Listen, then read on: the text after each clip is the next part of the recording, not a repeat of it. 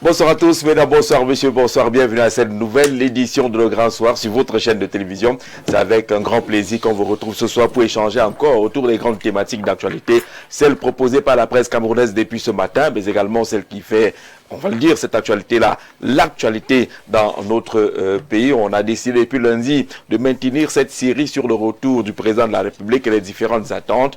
Vous avez vu cette semaine, l'édition d'hier du journal Diapason indiquait que le président est bien de retour, mais il reste quelques inquiétudes. De quelles inquiétudes parle justement le journal de François Mbouquet? On en parle avec nos invités, mais on le verra également, l'actualité s'est un peu développé autour du MRC ces derniers temps, le mouvement pour la renaissance du Cameroun, Maurice Kamto et son parti politique, la sortie claire ou pas claire du ministre de l'administration territoriale qui interroge justement l'avenir du MRC et de Maurice Kamto. À la suite de la revue de presse, on fera un arrêt là-dessus pour que chacun puisse donner son point de vue relativement à cette information.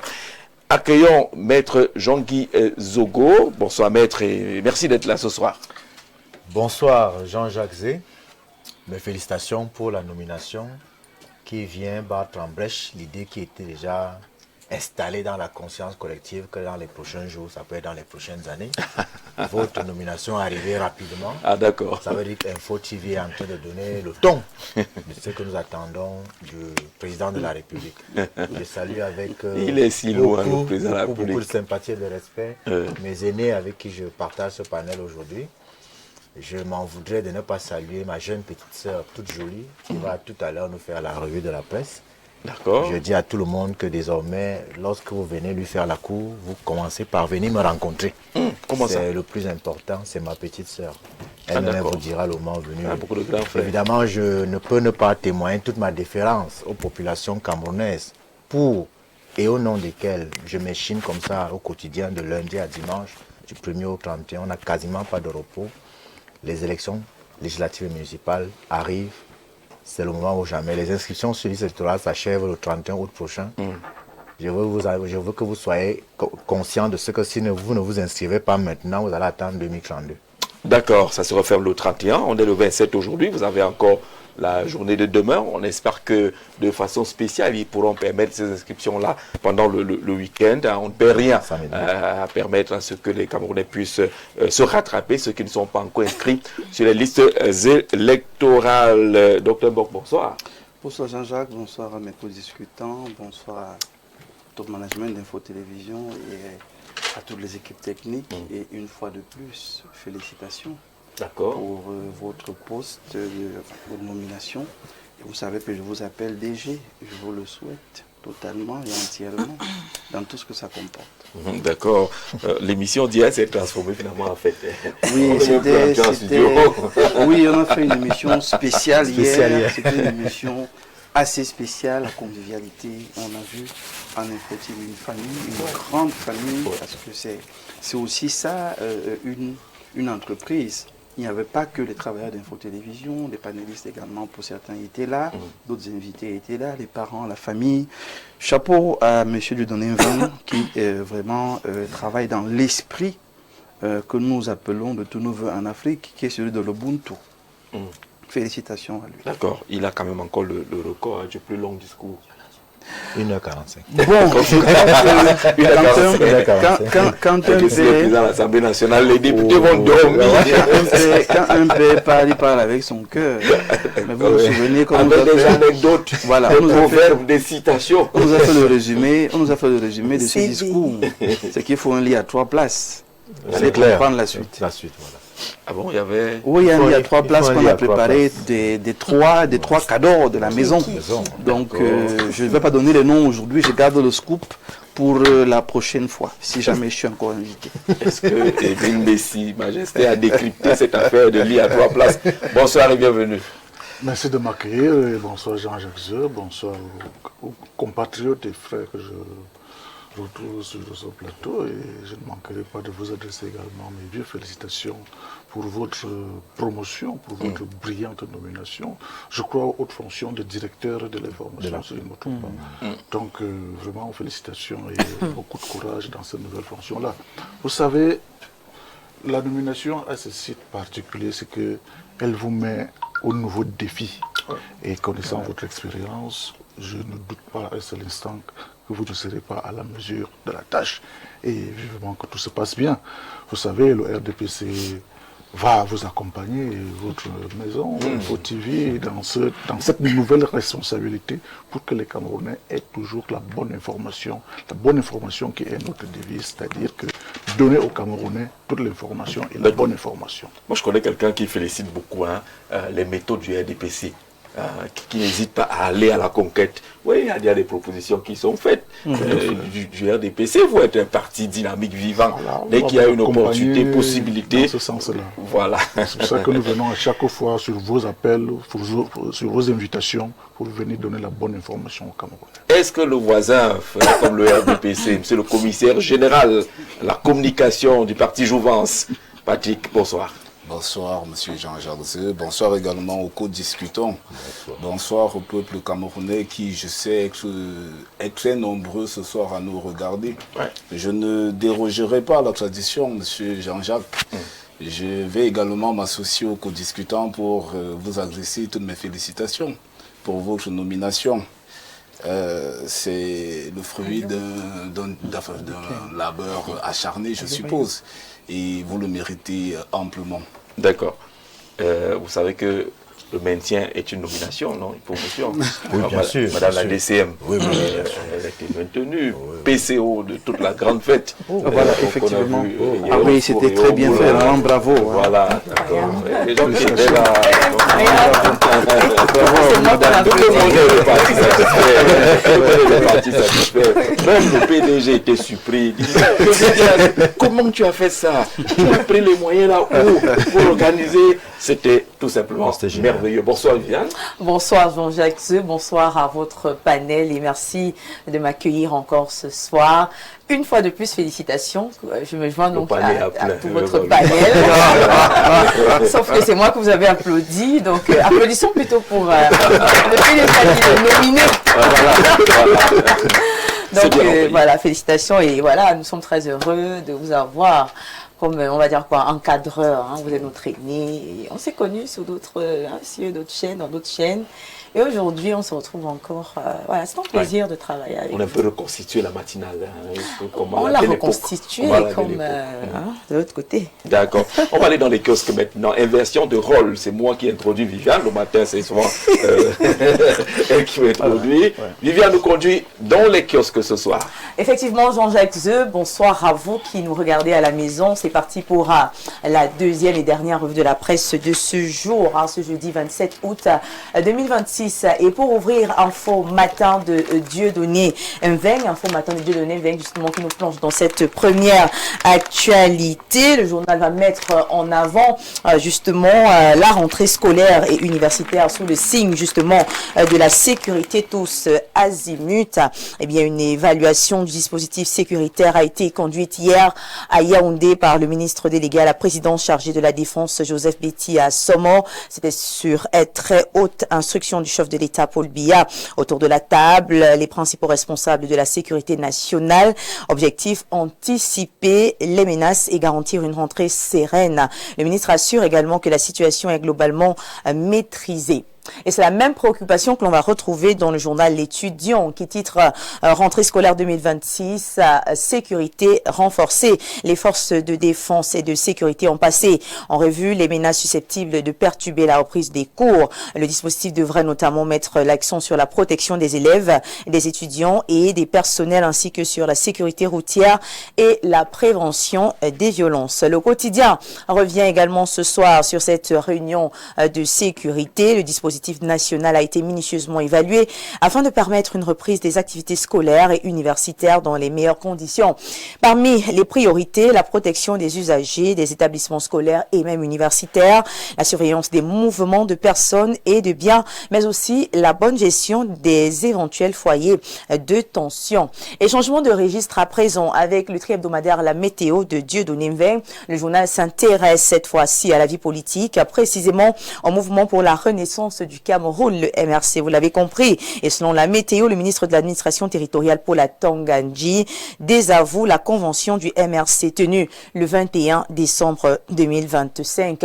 Et c'est une affaire qui va également faire la une, n'est-ce pas, du journal Émergence, qui titre Convention MRC décembre 2025. Kamto reconduit, Tangandji dit non. Émergence rapporte que le parti de Maurice Kamto dénonce une nouvelle tentative de déstabilisation après le refus du ministre de prendre acte de cette convention extraordinaire. Vous pourrez donc avoir plus de détails dans ce journal. Cameroun Actuel va poursuivre avec le même dossier et insiste, lui, sur le refus du MINAD de reconnaître Maurice Kamto comme celui, justement, comme président du parti. Le journal rappelle que celui-ci avait été reconduit avec 95,44% des voix lors de la convention de décembre 2025. Un nouveau bras de fer administratif qui semble donc s'engager autour de la direction du MRC.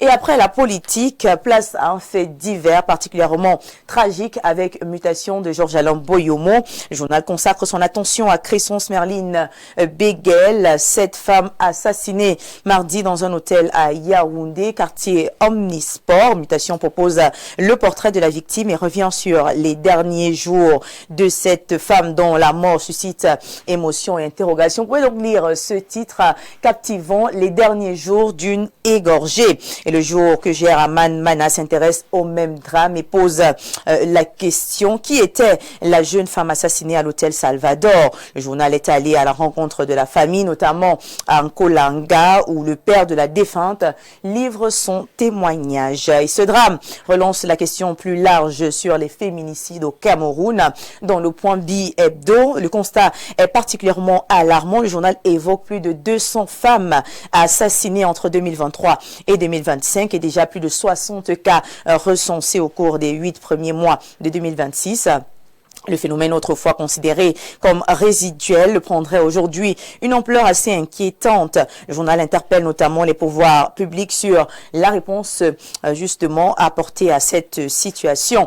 Et on quitte maintenant ces faits de société pour l'actualité internationale. On parle économie avec Cameroun Tribune. Le journal que gère Marie-Claire Nana annonce donc l'ouverture du dialogue économique et commercial entre le Cameroun et les États-Unis. Les travaux doivent permettre de renforcer les relations entre les deux pays dans les domaines du commerce et de l'économie. En prélude à cette rencontre, le Premier ministre Joseph Dion Ngouté a donc reçu hier la sous-secrétaire adjointe aux affaires africaines du département d'État américain, Sarah Troutman. Et dans le quotidien de l'économie que gère Thierry Ekouti, on reste justement dans le commerce extérieur pour parler du classement des 10 produits les plus exportés par le Cameroun. Précisons qu'une part importante de ces produits est destinée au marché de l'Union européenne. Et nous allons terminer avec la nouvelle expression qui, elle, se penche sur une question essentielle à quelques jours de cette rentrée scolaire, la condition de l'enseignant camerounais. Le journal va donc évoquer le passage du sacerdoce intellectuel au malaise socio-professionnel entre précarité matérielle, reconnaissance insuffisante du travail accompli et démobilisation progressive. Le corps enseignant traverse, selon le journal, une crise structurelle, une situation qui pose forcément la question de l'avenir de notre système éducatif. Et voilà donc pour l'essentiel de l'actualité développée ce jour par les journaux. Merci encore de votre aimable attention et merci à vous, chers invités, chers présentateurs et chers grands frères, maîtres. Merci. Merci Viviane. Merci également à la réalisation. Merci à la réalisation. Un magnifique travail. Merci au docteur Mock. Ouais. Oh, c'est bien entendre. Il a un tenue traditionnelle. Voilà, comme majesté. Comme majesté, encore plus traditionnel. Exactement. D'accord. Merci Viviane d'être passée par ici et nous livrer magnifiquement cette revue de presse. Je sais que les qualificatifs fusent de partout, mais le maître a dit c'est excellent et je retiens cela, ça vient de maître. Il a tous les outils pour déterminer justement la qualité de cette revue de presse. On va rapidement dire un ou deux mots sur les sujets principalement évoqués et la rédaction va nous accompagner avec le premier qui concerne le cas Maurice Kamto. Patrick Biyebe le MINAT ne reconnaît pas Maurice Kamto comme président du MRC. On ne reconnaît pas cette convention extraordinaire en vidéoconférence au mois de décembre dernier. Quel regard? Jean-Jacques, vous allez me permettre de ne pas m'étaler sur ce sujet, parce que ça concerne les affaires internes d'un parti. Sauf que là, ça concerne le MINAT. Éviter, on est déjà à l'extérieur du parti. Oui, mais je voudrais éviter justement de poser un mot sur cette affaire. Je pense qu'il y a d'autres, une beaucoup plus intéressante. Vous pensez que c'est comme le fou danse chez le voisin, ça ne vous intéresse pas? Je pense que c'est une actualité qui ne nous concerne en réalité pas du tout. Ça ne concerne pas Jouvence. Donc justement, il y a d'autres sujets sociétaux qui peuvent intéresser davantage notre parti politique. D'accord, dans tous les cas, on reviendra là-dessus. On est encore sur ce sujet-là. Le cas Maurice Kamto, la titraille avec l'organisation Émile Messi. Ce qui se passe aujourd'hui, c'est une question de droit, une question purement politique. Bon, je pense que c'est une question politique, c'est une question de droit, c'est une question sociétale, c'est une question économique, c'est une question culturelle. On peut mettre tout ça à l'actif du parti selon l'angle qu'on aborde la question. Et comme le voisin le disait, vous savez, le RDPC a ses problèmes, comme chaque parti peut également avoir ses propres problèmes. Donc l'actualité qui défait la chronique me surprend simplement parce que nous savons depuis un temps que le MRC vit une certaine crise à l'intérieur entre ses militants. Certains militants même ont saisi la justice. Et tout laisse croire aujourd'hui que tout s'est glissé sur le ministre de l'administration territoriale. Or, il me semble que cette correspondance qui fait l'objet de toutes les attentions, de toutes les fixations aujourd'hui, n'était qu'une réponse à une correspondance préalablement adressée par un militant, ou militant du MRC au MINAT, où le MINAT donnait juste simplement son point de vue. Bon, est-ce que cela veut dire que c'est Atangangui qui a porté désormais le problème au MRC? Peut-être que le débat, comme je l'ai dit, dépend maintenant sur quel angle on va le prendre. Mais je crois que le problème du MRC aujourd'hui, c'est au MRC qu'il faut voir la vérité.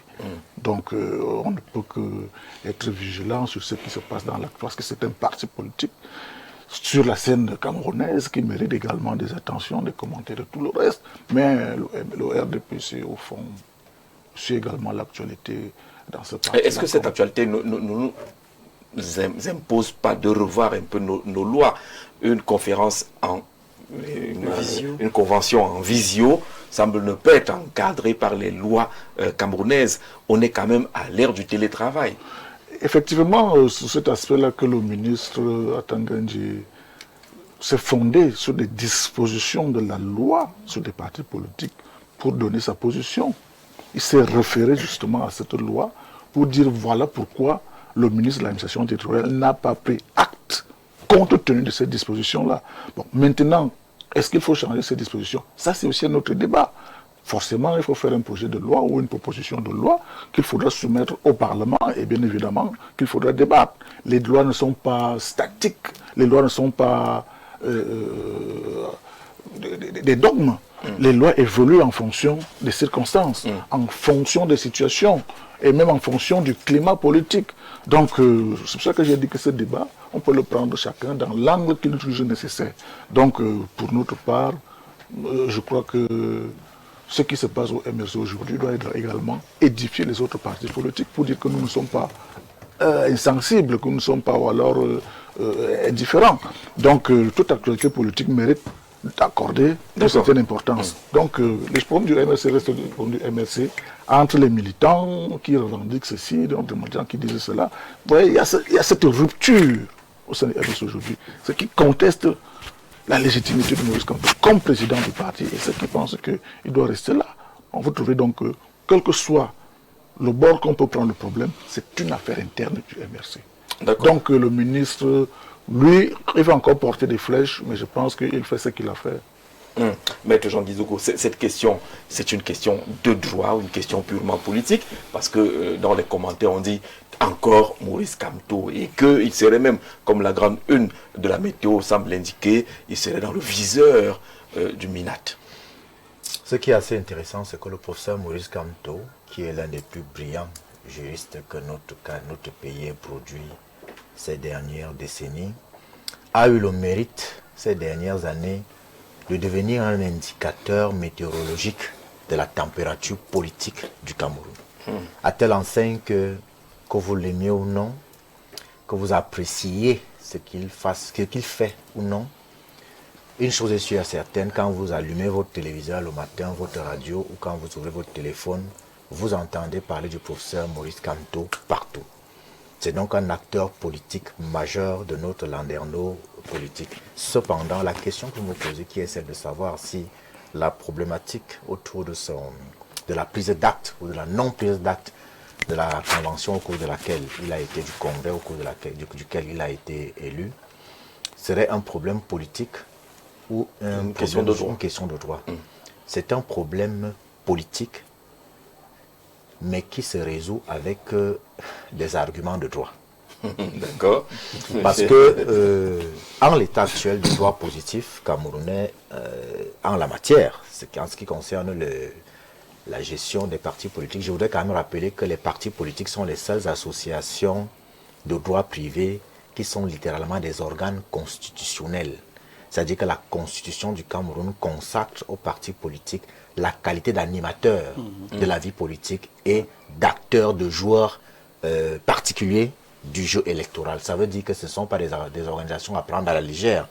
Mais c'est aussi un peu comme en ce qui concerne les États et les conventions internationales. C'est-à-dire que en même temps, on veut réussir à faire en sorte qu'il y ait une sorte de contrôle ou en tout cas comment je pourrais dire ça? C'est-à-dire que les pouvoirs publics essayent de ne pas donner aux partis politiques la latitude de faire ce qu'ils veulent. La liberté. Ils vont avoir une mainmise. Non, pas forcément une mainmise. L'État a le devoir d'avoir quand même un droit de regard sur ce qui se passe parce qu'il y a généralement des problèmes d'ordre public qui rentrent en jeu. Cependant, ce sont des organisations qui ont le droit de fonctionner comme ils le veulent. Parce qu'ils s'organisent, se créent, s'organisent. Et les conventions qui se signent entre les membres tiennent lieu de loi pour les membres du parti politique.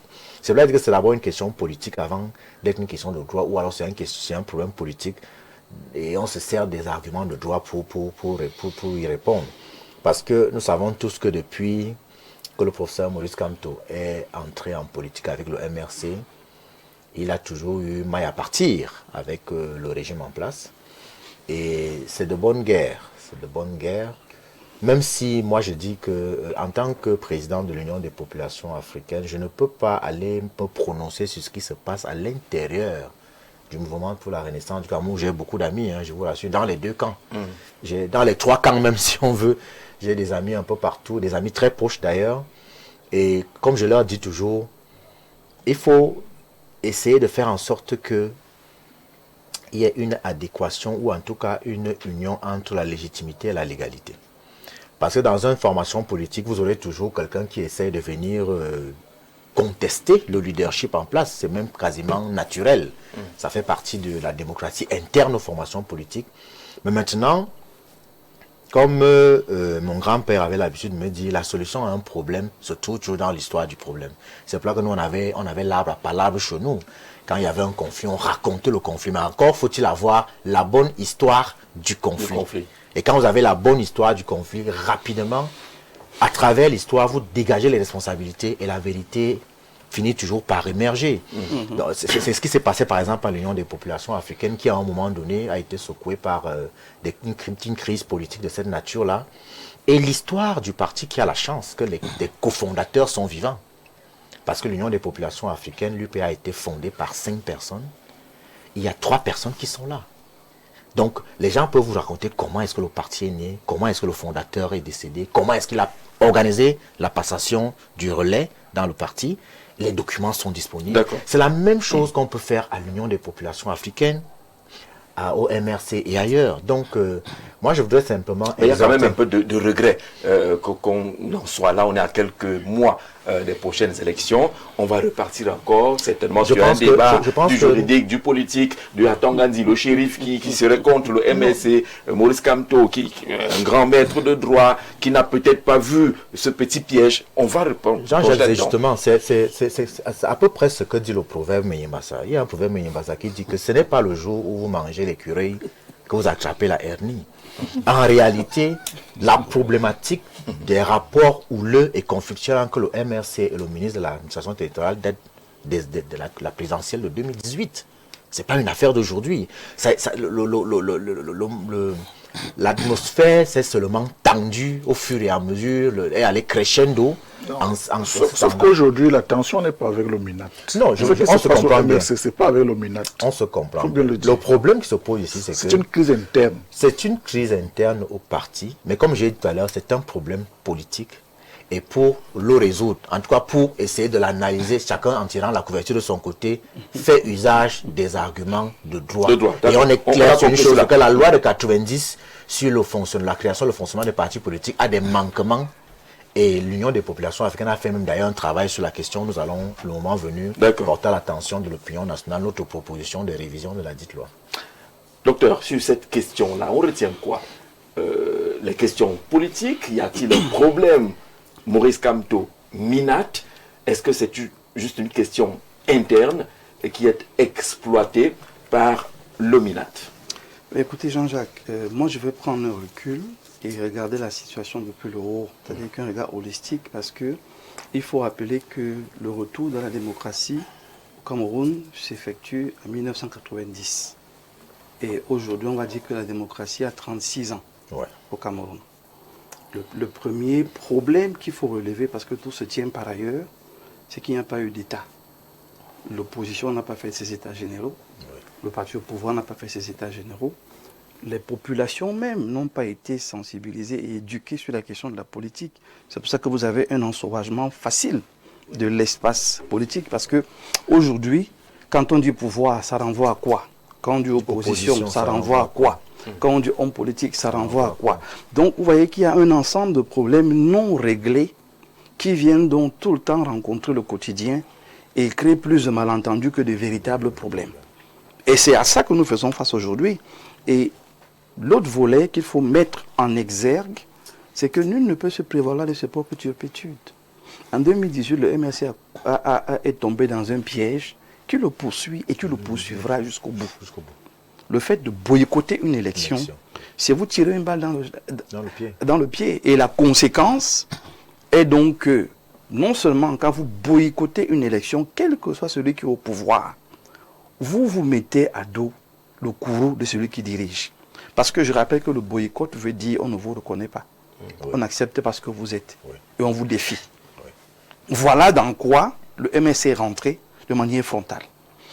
Je n'aurais pas conseillé cette attitude-là parce qu'aujourd'hui, et même le professeur l'avait dit, c'est pour ça qu'on dit qu'il est un brillant homme de droit, qu'il sait qu'il y aura des conséquences par rapport à l'acte qu'il a posé. Donc aujourd'hui, il devrait être le premier à ne pas être surpris des conséquences dans lesquelles on se retrouve. Mais comme tout se tient et qu'on a parfois tendance à oublier que tout se tient, on part de 2018 à 2025, une fois de plus, sans faire les États, sans contrôler quoi que ce soit, on est tombés tous en politique au Cameroun, non seulement dans le syndrome du Messie, parce qu'à défaut d'enseignement, on regardait ce qui existe, on a vu dans le RDPC le candidat naturel, et tous les autres présidents ont estimé qu'ils sont les candidats naturels. Aucun président de parti politique ne veut laisser la place à l'autre. C'est camerounais.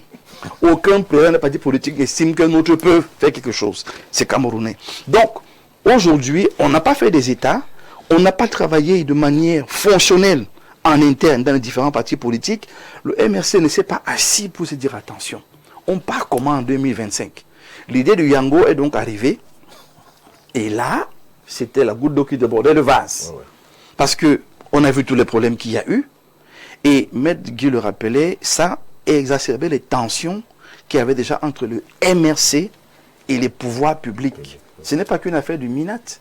Parce que quand il y a trouble à l'ordre public, c'est la police, c'est la gendarmerie, c'est le MINAT, c'est un ensemble d'administrations qui sont concernées.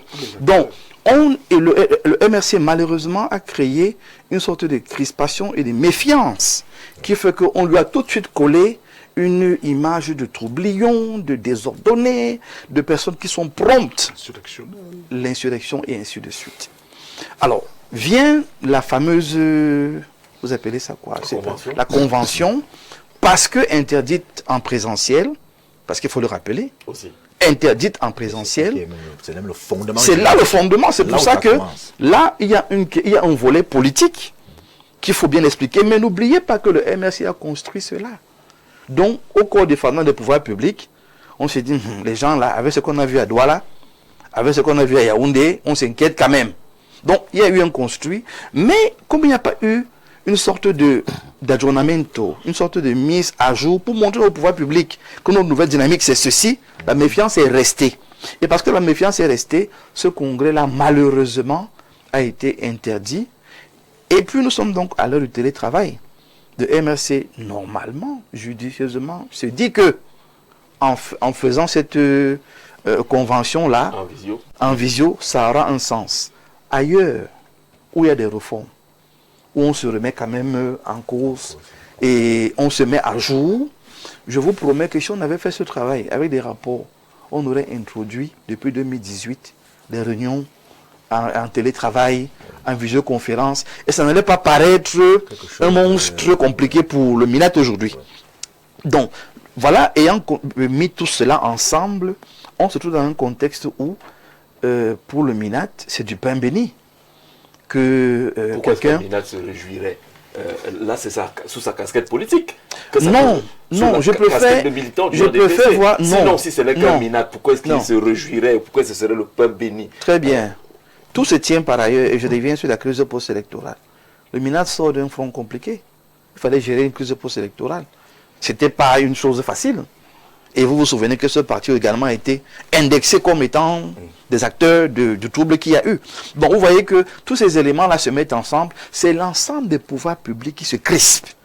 Donc, refuser de prendre acte de cette rencontre-là conforte le préfet, je crois bien, qui avait interdit cette rencontre-là. Ça le conforte parce que prendre acte, c'est une façon de dire au préfet que bon, ton histoire là, tu gérer ça seul. Donc le pouvoir reste solidaire. On dit non parce qu'on ne veut pas qu'il y ait un autre problème.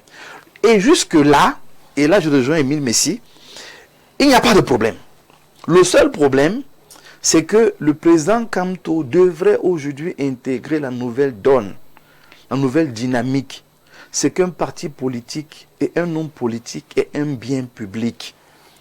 Il ne s'appartient plus, le MSN ne s'appartient plus. C'est comme tous les autres partis politiques. Qu'est-ce qu'on vise au fond? C'est que le parti vive et apporte sa proposition de développement de la société. Aujourd'hui, on a donc un problème avec le président qui ne veut pas laisser. Pourtant, on a déjà pris acte du nouveau président qui est M. Mota. Et on est en train d'aller dans le mur. Parce que si le MRC s'entête en gardant M. Kamto, toutes les investitures seront annulées. Et on va se retrouver, je sors par là avec ce que vous disiez, qu'on est en train de rentrer dans rebelote. Ce qu'on a connu avant, on va le reconnaître. Mais pourquoi cet entêtement? Parce que justement, il faudrait que les hommes politiques montent un cran au-dessus et pensent au projet politique et non plus juste à l'homme politique providentiel. On appelle justement François Bonkem, sur le directeur de publication de Diapason, avec cette question. Bonsoir, DP. Bonsoir. Alors, on voit les titres Kamto, out, le MRC dans le viseur du MINAT, Atangandi a dit non, Maurice Kamto encore au devant de la scène. Cette fois-ci, on ne sait pas si c'est juridiquement qui ne peut pas être le président du MRC ou alors c'est des considérations politiques qui servent les intérêts de certains. Vous regardez cette situation comment? Comme un journaliste.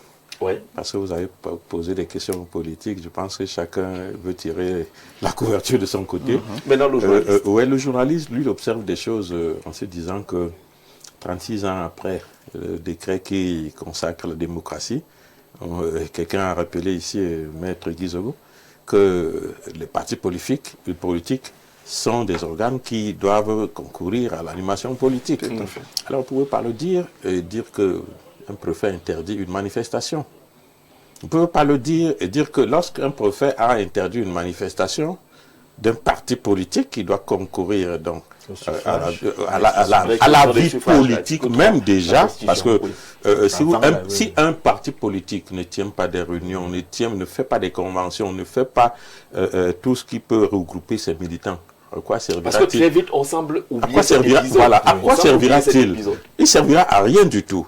Alors, ce qui se passe au MINAT est dangereux. pour la démocratie. Et je suis mal souvent de voir que même les intellectuels essayent de tirer chacun de son côté, oubliant que si la démocratie se porte mal, ce sont les Camerounais qui vont mal se porter. Et cela se voit aujourd'hui. Où est-ce que nous en sommes? Est-ce que le fait que Maurice Kamto, heureusement, vous en parlez en tant que quelqu'un de haut placé, il sait ce qu'il fait. Et je pense qu'il vous a bientôt, je peux dire que c'est un bon boulanger, qui vous roule bien dans la farine. parce que y a un principe dans la communication, parlez de moi en mal, parlez de moi en bien, mais s'il vous plaît, parlez de moi. Alors, vous voyez que plus que tous les opposants du Cameroun, c'est de Maurice Kamto qu'on parle, même le RDPC, on oublie même souvent qui sont au RDPC, c'est de Maurice Kamto qu'on parle. Donc je pense que c'est quelqu'un qui a de bons stratèges, qui sait où il va, qui sait ce qu'il fait. Mais le résultat, c'est quoi finalement? Mais le résultat, c'est que, est-ce que en créant ou en intégrant, ben, je pense que c'est moi qui parle. Allez-y. Je pense que en intégrant le MRC, il avait un programme. Est-ce qu'il vous l'a communiqué? Est-ce qu'il vous a dit qu'il a échoué? Ben jusque-là, il faut suivre. Quand un adulte, sur quoi un professeur de Oran, un politique, il a été ministre, il faut comprendre que il sait ce qu'il fait. C'est un politique de haut niveau. Il ne vous a pas dit qu'il a échoué quelque part. Qui vous dit que son objectif était que le MRC émerge? Ah bon? Ah ben oui, mais faut vous poser. Moi, je me pose des questions de journaliste. Est-ce que dès le départ, Maurice Kamto vous avait dit que son objectif était qu'il émerge? Bon, aujourd'hui, parce que lorsque vous voyez la démarche, voilà, quand vous voyez la démarche, quelqu'un vous dit nous n'allons pas à l'élection, je sais qu'il y aura des conséquences graves, mais nous n'y allons pas. Et il y a quand même des défections de membres plus importants de son parti, et que cela ne me veut pas. Et moi, je pense qu'il faut qu'on s'arrête à un moment, on se regarde dans les yeux. Est-ce qu'un parti politique qui veut changer des choses a une telle manœuvre? Est-ce que ça correspond à quelque chose qui va avancer ou qui va reculer? C'est ça. Est-ce que ça correspond à quelque chose que faire un mariage pour autre chose que être un parti leader? Mais il réussit quand même à ce qu'on parle de lui dans toutes les émissions. Moi, je vous écoute, même quand je ne suis pas là, je vois tout le monde parle de Maurice Kamto du MRC. Même lorsqu'ils sont pas allés aux élections, tout le monde en parle. C'est bien un gain. D'accord. Donc, il faut dire que c'est un stratège. Il sait ce qu'il fait. Il faut peut-être fouiller. Mais quand je le dis, nous, aujourd'hui, en 2026... Mais sur le plan de la démocratie, oui, mais il y a quand même quelques regrets de voir cette situation. Mais c'est ce que je voulais dire, que le MRC n'est pas compris que quand on a dit démocratie, on perd des mauvaises habitudes comme opposant. Parce qu'on ne dit plus, ça sonne mal. Oui, ça sonne mal, effectivement. Ça sonne mal. Et quand on veut me dire opposant, c'est pour dire leader d'opposition. Parce que dans les démocraties, tous les leaders d'opposition sont financés. Il faut qu'on comprenne que être quelqu'un qui n'est pas au pouvoir n'en fait pas un apatride. C'est quelqu'un qui est dans le pays, mais avec qui vous n'avez pas les mêmes idées. Alors, il convient même de vous donner des moyens, comme on peut donner aux médias, comme nous demandons depuis, pour contribuer à ce développement, à la vie politique. C'est de cela qu'il est question. Alors, est-ce que l'État du Cameroun, piloté par le RDPC, essaye de le faire? Quel est le leader politique qui reçoit de l'argent? Ils ont, pour contourner cela, ils sont allés mettre 2 milliards de francs qui distribuent aux partis politiques qui sont à l'Assemblée nationale. Et dans les 2 milliards, ils prennent presque puisqu'ils sont également plus de 75%, parce que c'est au prorata de la représentation. Oui. Quand dans des pays comme le Congo et autres, prenez le Tchad, le leader d'opposition, il est là. Il est là, et il est géré, il est logé comme un chef, avec tout. Il a des gardes du corps, il a tout un cabinet. C'est un leader, il doit penser. Il doit, et les propositions de celui qu'on qualifie comme opposant, il ne les vend pas en France ou ailleurs. C'est pour le développement du Cameroun. Il faut, quand un pays n'est pas arrivé là, il est très loin de la démocratie. Et un pays encore plus grave, de ma connaissance, nous les journalistes, même quand on a voulu souvent se réunir, on a interdit. nous sommes quelle menace? Avons-nous des armes? Avons quoi? Nous avons quoi? Alors, et s'il arrive que nous nous réunissions, c'est parce que nous avons quelque chose que nous voulons dénoncer. Et je veux dire que... Dénoncer proposer. Voilà, dénoncer ou proposer ou critiquer. Mais est-ce que dans l'architecture de ceux qui prennent les décisions, on pense que ceux qui ne sont pas du parti, qui peuvent avoir des idées, sont des Camerounais à part entière? C'est pas là où se trouve le problème. Et lorsqu'on aura résolu ce problème, on n'aura plus besoin de gérer les autres petites choses parce que opposant, moi je me sens mal. Ça c'est quand on appelait, comme on peut vous dire aujourd'hui, vous êtes subversif. Oui, vous êtes subversif. Vous êtes, voilà. Dans tous les cas, on va sortir rapidement. Le problème de la démocratie est quand même ce qui se passe aujourd'hui. D'accord, une convention en visio n'est pas prévue par la loi, mais le fond de l'affaire, c'est qu'il y avait quand même une convention en présentiel qui était convoqué. Oui, s'il vous plaît, je veux rebondir à cela. Parce que le retard que je dis sur la loi, sur la communication, les associations, qui date de 90, ça retrouve là. Mais aujourd'hui, même les présidents de la République font des réunions en visioconférence. C'est pas parce qu'elle a été faite en visioconférence qu'elle n'est pas reconnue comme acte présidentiel. Le chef de l'État, il peut être, vous avez vu la dernière fois, bon, il n'a pas nommé en visioconférence, mais il a nommé hors du pays. Mais c'est autant de choses que nous devons intégrer aujourd'hui dans le développement du monde et dans l'évolution des technologies. François, on vous a bien suivi. Sauf que le problème est déplacé. Le problème de vidéoconférence ne se pose pas. C'est qui se pose? Non. C'est un déplacement du problème. Le problème de vidéoconférence ne se pose pas. On ne dit pas que si cette conférence avait eu lieu en présentiel, on aurait pris acte. Non. Rien ne le garantit. Je dis non. On regarde dans les revendications des propres militants du MRC. Voilà tout le problème. Lorsque Okale Bodé, qui était le premier à faire une sortie pour dénoncer... Est-ce que c'est le rôle du MINAT? C'est la justice? Je ne parle pas du MINAT en ce moment. Je parle bien des militaires qui ne prend pas acte. Non. C'est le MINAT qui ne prend pas acte. Restons dans ce qui fait le problème aujourd'hui. Le militant du MRC, on n'est pas encore sur la situation le militant du MRC ou le militant du MRC a saisi le MINAT. Oui. Restons dans le problème et le sujet. Ne faisons pas les déplacements, s'il vous plaît. Et le MINAT ne prend pas acte, pourquoi? Le MINAT ne prend pas acte, pourquoi? Parce qu'il est fondé, et il a dit dans sa lettre qu'il s'est basé sur une disposition de la loi. Et là, ce n'est plus une question interne. De quelle année? Il répond à qui? Au militaire du MRC, c'est-à-dire à une affaire interne. Est-ce que cette loi tient compte de l'évolution? François, ce qui se passe au MRC, c'est le MRC, vous l'avez pourtant brillamment présenté. Attention, vous l'avez brillamment présenté. Dans ses orientations. Quand vous dites législative municipale Maurice Kamto Aoun, non, ce n'est pas vrai. Pour l'instant. On est sur la forme interrogative. Non. Maurice Kamto, en tant que personne physique, n'a aucun problème de présenter sa candidature. Il l'avait déjà fait. La position du MINAT. Vous comprenez? Bon, peut-être que vous voulez parler du MRC. On sait de quoi. D'où la légitimité, la légalité. Nous savons c'est pour ça qu'il dit que, à pareil moment aussi, il faut éviter de manipuler les populations. Il n'y a aucune manipulation. Dit, en 2025, a voulu prendre Yango pour être candidat. Et on sait qu'il a démissionné du MRC. On sait qu'il a démissionné. Tout ceci revient à cette démission-là que certains contestent que, après avoir démissionné, et selon les statuts, il y a un temps pour revenir. Le parti politique. Et le MINAT siège sur cette question-là.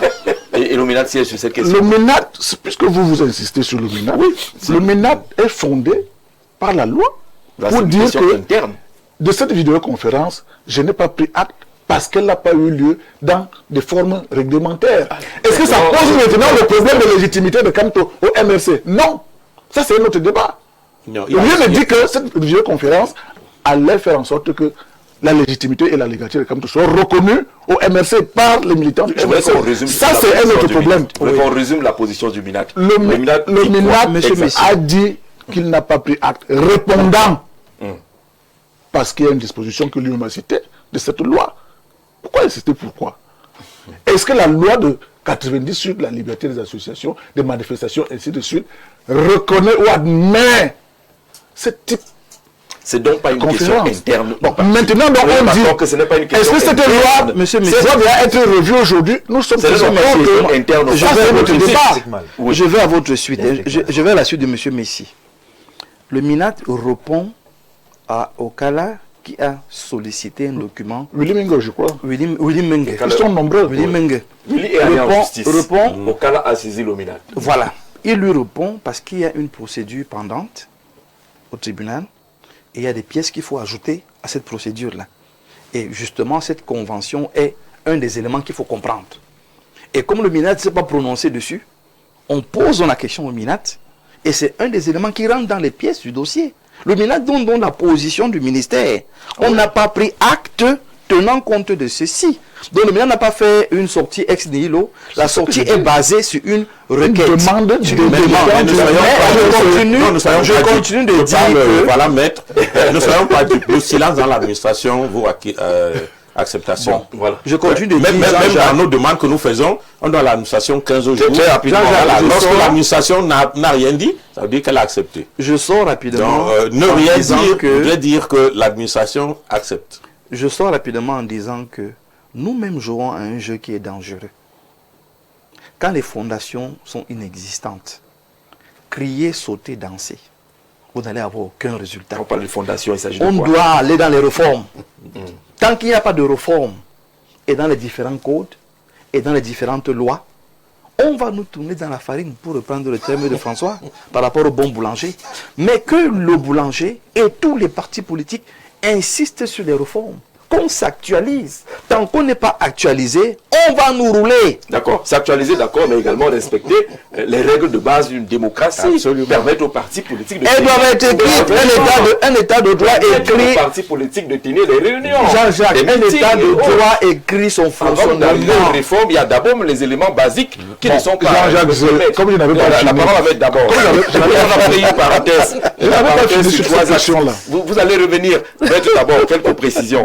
Je voudrais qu'on se comprenne bien. Et c'est là, il dit toujours que les populations camerounaises ne peuvent s'en prendre qu'à elles-mêmes. La loi est la formalisation normative d'un rapport de force politique. C'est ça. Lorsque vous prenez par exemple la gestion des politiques publiques foncières au Cameroun, on s'appuie sur les lois de 70. Et vous voyez à quel point elles génèrent des conflits. Elles sont chrysogènes. Les gens s'entretuent autour des terrains. Vous avez des titres fonciers qu'on annule le matin à 7 heures, qu'on réhabilite à 10 heures, à 15 heures, on annule à nouveau, et à 23 ans, on les a réhabilités parce qu'on utilise des lois de 70 et on sort des mesurettes pour gérer des situations contextuelles alors que le problème est d'ordre structurel. Voilà. C'est valable pour le système de désignation des dirigeants dans notre pays. Oui. Parce qu'en l'état actuel, la loi de 90 n'a même pas prévu la prise d'acte.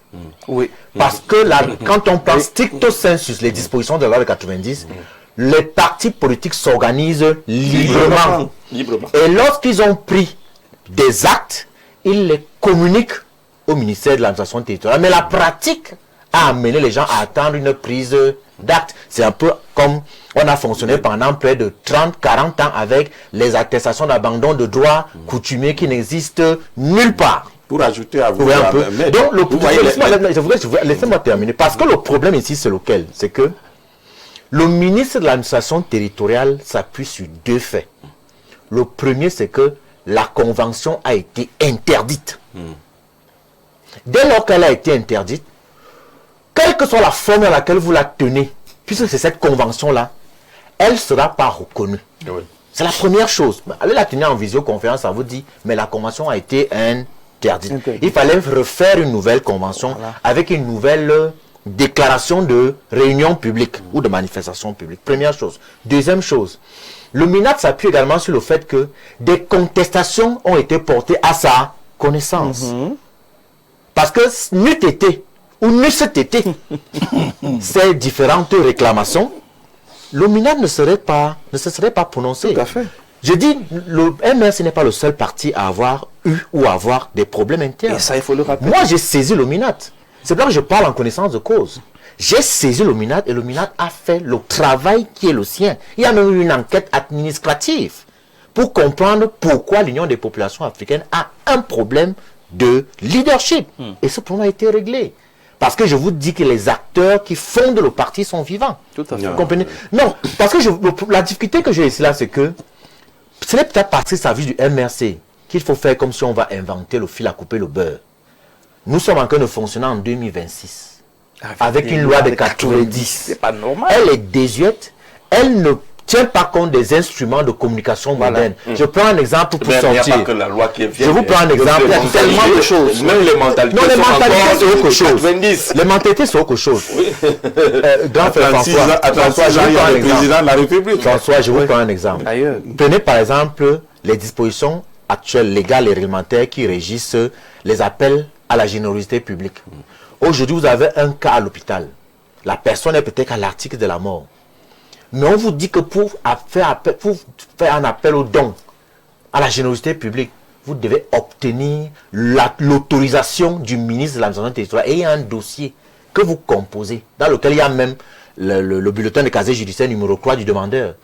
Vous devez aller déposer à la préfecture, qui va d'abord étudier vos dossiers, le transmettre au MINAT avec son avis. Le MINAT va étudier encore. Pendant que la personne est en train de mourir. Je sors d'un cas pareil. Notre jeune, elle est décédée, on l'enterre samedi à Bamenda. C'est la loi qui régit les appels à la générosité publique est désuète. D'accord. C'est ça le problème. C'est là qu'il faut faire attention. Les juristes positivistes. Et c'est peut-être l'une des erreurs qui a été commise, c'est que le MINAT n'est pas là pour faire dans le caractère heuristique de la loi ou du droit. Le MINAT applique la loi telle qu'elle est. D'accord. On parle de mission du MINAT. On parle de mission du MINAT. Un des points. Garant des libertés publiques. Il supervise les activités des partis politiques, des associations, organisations religieuses et structures à but non lucratif. Qu'est-ce qu'on met dans supervise? C'est là le problème. C'est là le problème. Qu'est-ce qu'on met dans supervise? Donc chacun fait comme il pense, fait comme il veut, mais pourtant la supervision rentre quand même dans un cadre de concertation, de convention et de déploiement. Mais s'il n'y a pas ça, d'accord, on supervise comme on veut. Je dis quelque chose pour comme ça rapidement. Je voulais dire à M. de Maître qu'il y a quelque chose que nous vivons depuis. Les déclarations, les associations sont soumises aux déclarations pour les réunions publiques. Mais c'est passé à l'autorisation, sans que personne n'écrive. Voilà. Et puis, je voulais lui dire aussi que la bagarre, si on peut l'appeler ainsi, entre le MINAT des partis politiques n'est pas avec le MRC. On a vu des MINAT qui ont autorisé 2 UPC, alors que l'une était une frange inconnue, mais on a autorisé lors des élections. Donc c'est pour cela que le rôle du régulateur, c'est pour cela que nous avons confiance en la justice, parce que nous savons que c'est un transfert de pouvoir que chaque citoyen a donné. C'est pour ça que les magistrats, quand ils prennent des sanctions, ils disent: je rends justice au nom du peuple camerounais. Alors si nous prenons dans le MINAT comme cette suite, nous disons que le MINAT doit savoir que les partis politiques là sont des partis politiques des Camerounais. Et il n'a pas, dans son rôle de superviseur, à créer des désordres. Parce que lorsqu'il crée dans la même maison la division, qu'il sache qu'au lieu de promouvoir, la supervision voudrait dire régler des choses pour qu'il y ait la paix. Mais en acceptant 2 UPC, en créant 2 autres, c'est pas MRC, contribue-t-il à amener la paix ou à créer le désordre? Bonne question. Alors, Aimé. Je pense que je reste dans la logique que nous déplaçons ce problème. Le MRC est l'un des partis politiques jeunes. Parce qu'on a parlé tout à l'heure des statuts des partis politiques. Nous en sommes à plus de 350 partis politiques au Cameroun. Le MRC qui est né dans les années 2012 a jusque-là participé régulièrement dans des activités politiques. La première participation aux élections de 2013, le MRC a participé aux législatives et aux municipales. Il n'y avait pas cette focalisation du MINAT, de ceci, de cela. Ils sont allés à l'élection présidentielle de 2018 il n'y a eu aucun soupçon de croc en jambe ou de mauvais tacle ou de quoi que ce soit. Ça a été rappelé ici par François Bokeh lorsqu'il vous dit que nous, on ne peut pas savoir ce que le MRC, son président, cherche pour dire qu'ils ont échoué ou ils n'ont pas échoué. En refusant délibérément d'aller aux élections du 9 février 2020. Or, un consensus avait été trouvé lors de ce grand dialogue. Tout le monde le sait. M. Moïse Mbok a assisté à ce grand dialogue. On disait que pour apaiser, rappelez-vous que M. Kamto et ses compagnies se sont retrouvés à ce moment-là en prison. Et le consensus était qu'il faut qu'on libère le MRC et ses militants pour que chacun se prépare pour des élections. Et ils ont pris un engagement ferme pour dire que nous irons à ces élections. Lorsqu'on a convoqué le corps électoral, ils ont même dit que même ceux qui n'étaient pas dans des partis politiques et qui souhaitaient être candidats, le MRC investissait tout le monde. Ils l'ont dit. Tout le monde a fait les dossiers. Et à la fin, À la dernière minute. contre toute attente, lui-même a dit, en disant également qu'il mesurait l'ampleur des conséquences. Et cette décision. Et qu'aujourd'hui, qu'on arrive encore à soupçonner le MINAT, qui veut mettre quoi dans le...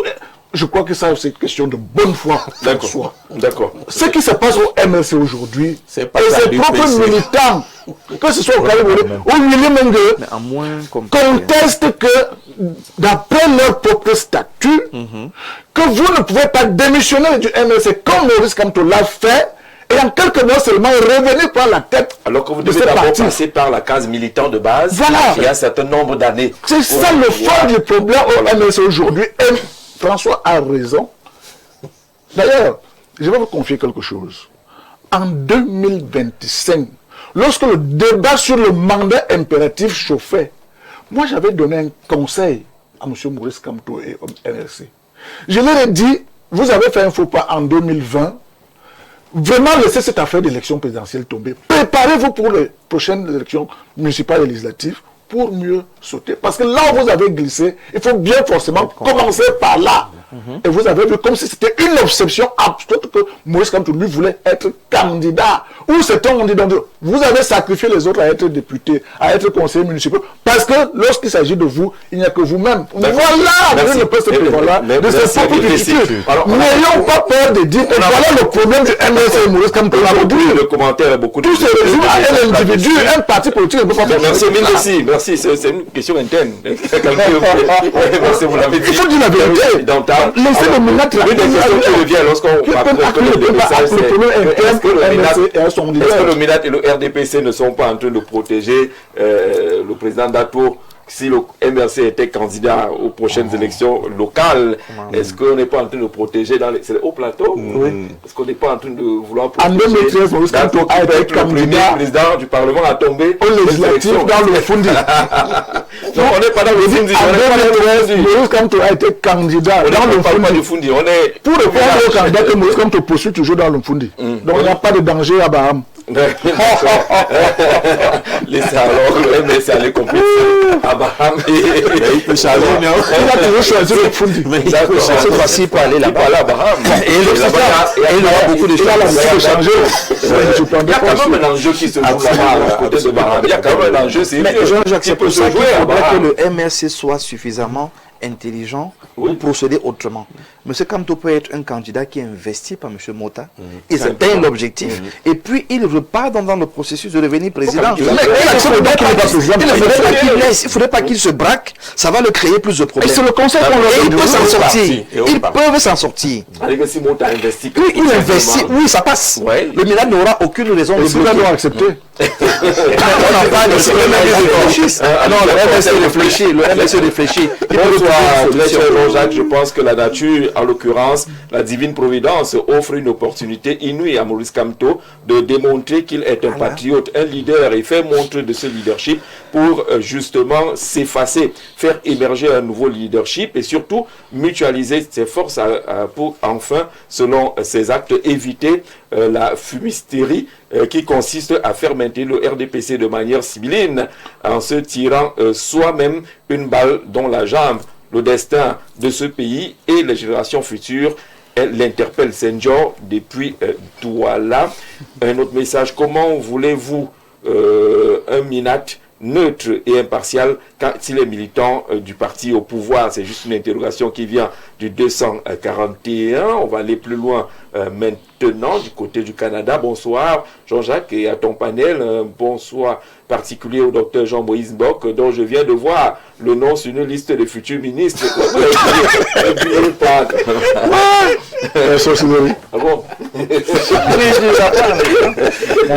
Mon pays est compliqué. Bonsoir à lui, mon bonsoir mon frère. Je sais quand tu es au village de si je savais l'observance de la loi.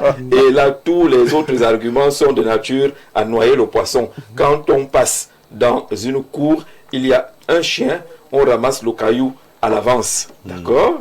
Il faut voir les obstacles avant.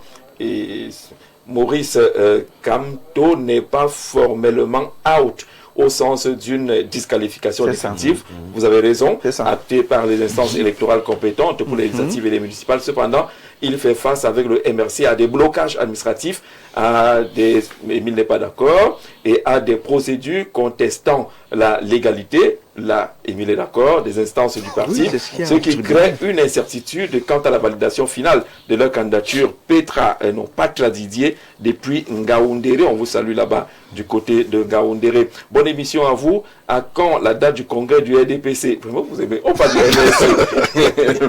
Mais ça, sa place aussi, parce que tout c'est bien. Depuis Ngaoundéré, on vous parlez bien du MRC là. C'est quand le congrès tout se tient. Du RDPC. Je suis d'accord avec lui. La question est passée, je ne sais pas qui va répondre. Monsieur Messi. Bonsoir et voici ce que dit la loi. Tout changement intervenu dans la direction doit être porté à la connaissance du ministre chargé de l'administration territoriale. La formule est portée à la connaissance, pas soumis pour approbation.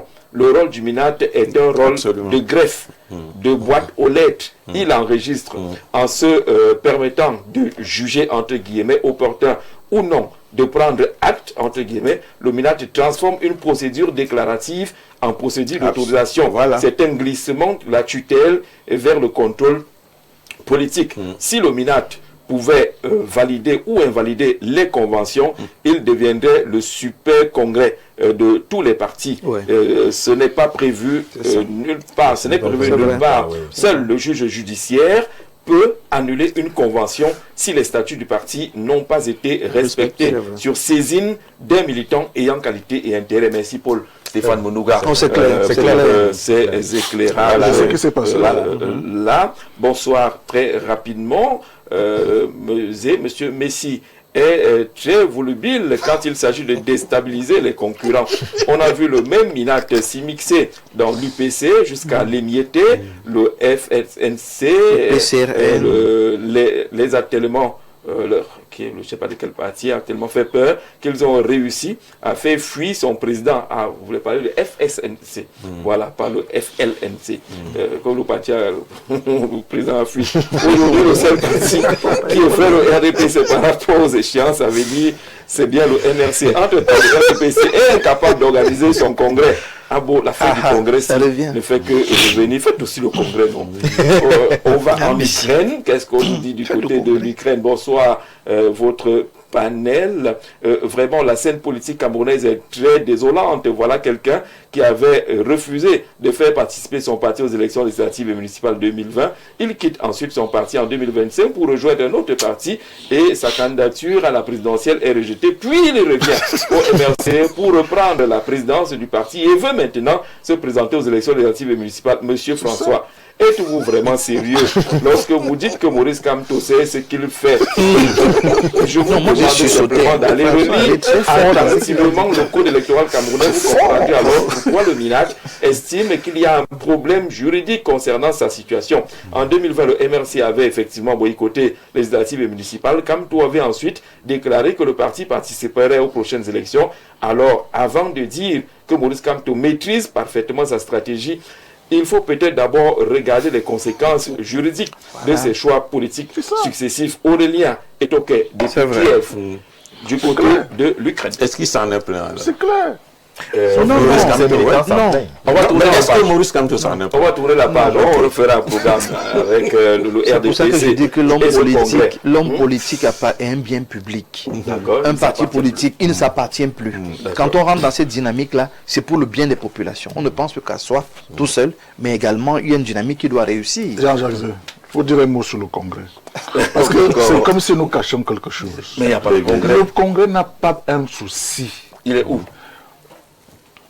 La dernière réunion, conformément au statut du RDPC, du bureau politique, a eu lieu et a renvoyé cette affaire de congrès à une date civile. Entre-temps, il y a eu le plus important au RDPC, c'est le renouvellement des organes de base qui a eu lieu en 2021. C'est-à-dire on a renouvelé la cellule, le comité de base, les sous-sections et les sections. Et c'est des organes qui mobilisent suffisamment. Donc le RDPC, pas de congrès du parti. Je dis le RDPC, ce n'est pas un parti d'élite. Je dis que le RDPC n'est pas un parti d'élite. C'est un parti de masse. C'est prévu par les statuts. Cette instance s'appelle donc le bureau politique, le comité central, qui fonctionne en ce moment. Vous comprenez? Le bureau politique, c'est quand? C'est ce bureau politique justement qui a renvoyé le congrès à une date inédite. Donc, lorsque le président national va trouver opportun d'organiser le congrès sera organisé. D'accord, c'est ça qu'il faut le dire. Il faut noter ça. Bien évidemment. D'accord. On affiche la une de Diapason qui est en kiosque depuis hier et qui nous maintient sur cette affaire du retour de Paul Biya. Pourquoi il prend rapidement? Il a dit. Le déploiement, s'il a besoin de... Il va nous expliquer son affaire. Il va nous expliquer son affaire, des inquiétudes. Alors, on va écouter François Mboké, le DP de Diapason. Le président est rentré. Il a même reçu les lions. Il y a eu même d'autres... voilà. Mais vous dites que les inquiétudes demeurent. De quelles inquiétudes s'agit-il? Ben oui, vous voyez, les Camerounais sont restés 74 jours après le départ de leur président, sans leur président. Ils se sont dit, ah, enfin, je vous l'ai dit ici à d'autres occasions, ce n'est pas l'absence du président qui inquiétait les Camerounais, mais leur présent et leur avenir. Parce que quand il n'a pas été là, vous avez entendu, vous avez vu, même ses propres décrets ont été contestés.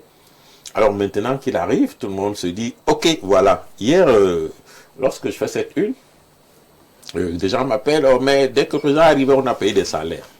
Alors, des salaires, est-ce que c'est une préoccupation d'un État, payer des salaires? Bien sûr, c'est une préoccupation. Oh, mais si un pays n'arrive plus à payer des salaires, il n'existe plus.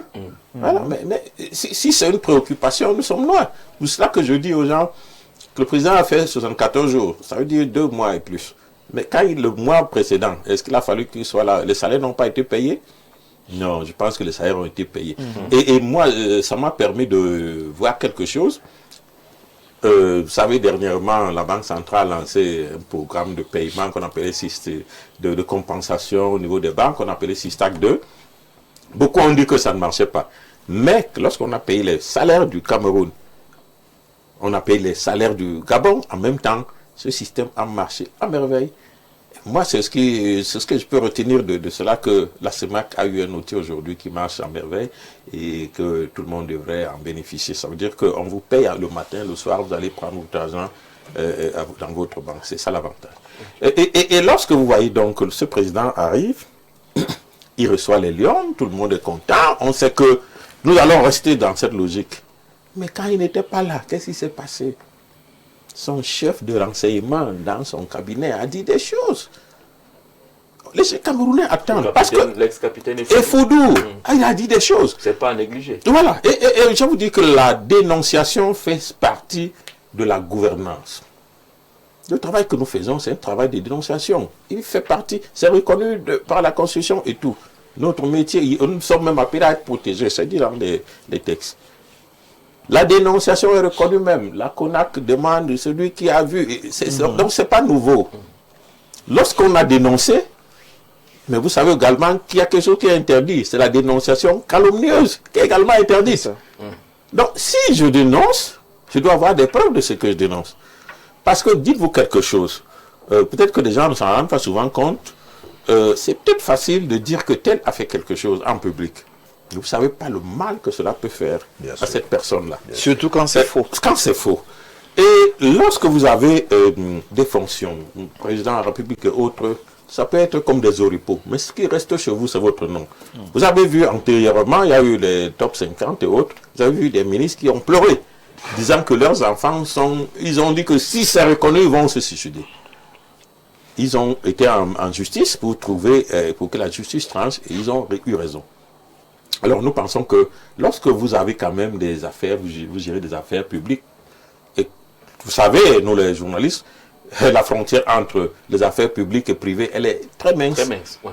Elle est très mince. Alors lorsqu'on vous indexe, vous devez vous défendre. Moi je dis, chacun doit défendre son nom, puisque vous avez d'ailleurs ce qu'on appelle l'innocence, quoi. La présomption d'innocence. Vous l'avez. Donc moi, je pense que... Moi, on n'est pas encore noté des inquiétudes. Oui, oui. Bon, là c'était une parenthèse. D'accord. Parce que c'est le sujet qui a été le plus entre-temps. Mais l'inquiétude première, c'est la rentrée scolaire qui arrive dans quelques jours. Oui. Le 7 septembre. Mais nous avons fait une précédente édition, nous avons fait une enquête. C'est l'un des sujets qui touche même des milieux les plus sensibles. Que sera peut-être, comme le président n'était pas encore là, on se disait il va rentrer, c'est pour ça qu'on lui dit, il y a les inquiétudes, il y a eu des salaires, mais je ne sais pas si vous et moi, lorsque vous passez en ville, vous sentez l'effervescence qu'il y a eu des salaires. Et il faut que les gens comprennent que les salaires au Cameroun ne représentent rien, je veux dire rien dans l'économie. Connaissez-vous un Camerounais qui a eu un salaire, il a acheté une moto, il a acheté une voiture? Mais lorsqu'on paye un homme d'affaires, on peut acheter même 2 ou 3 voitures à sa femme, ses enfants et lui. Et vous savez ce que c'est qu'une voiture peut faire dans une économie? Celui qui vous la vend, il encaisse vous-même. Quand vous la prenez, vous allez mettre du carburant, vous payez les impôts, vous payez l'assurance, vous payez le laveur, vous payez la garderie, vous payez même le parking, donc tout le monde gagne. Lorsque ça tourne, est-ce que, lorsque le président est rentré, la dette colossale qui est due aux hommes d'affaires, est-ce qu'il a quelque chose dans la poche? Voilà une inquiétude. Parce que les salaires ne vont rien changer. Ils sont que les salaires, d'abord, on ne sent même pas qu'il y a eu des salaires. Moi, j'ai été au courant de cela parce que je suivais l'affaire CITAC. Deuxième chose, des Camerounais attendent. L'élection présidentielle, c'était en octobre. 2025. Nous sommes bientôt en octobre, un an. Un chef d'État a pris la parole et puis, vous savez, la parole pour nous... qui savons ce que c'est que la parole, on ne s'amuse pas avec une parole donnée. Bon, c'est vrai qu'on dira aussi, du côté politique, c'est ceux qui croient que ça regarde. Et là, c'est la parole présidentielle. Oui, mais lorsque, oui, comme les initiés qui peuvent être là, quand vous avez parlé, on vous tient à votre parole. On vous tient à votre parole.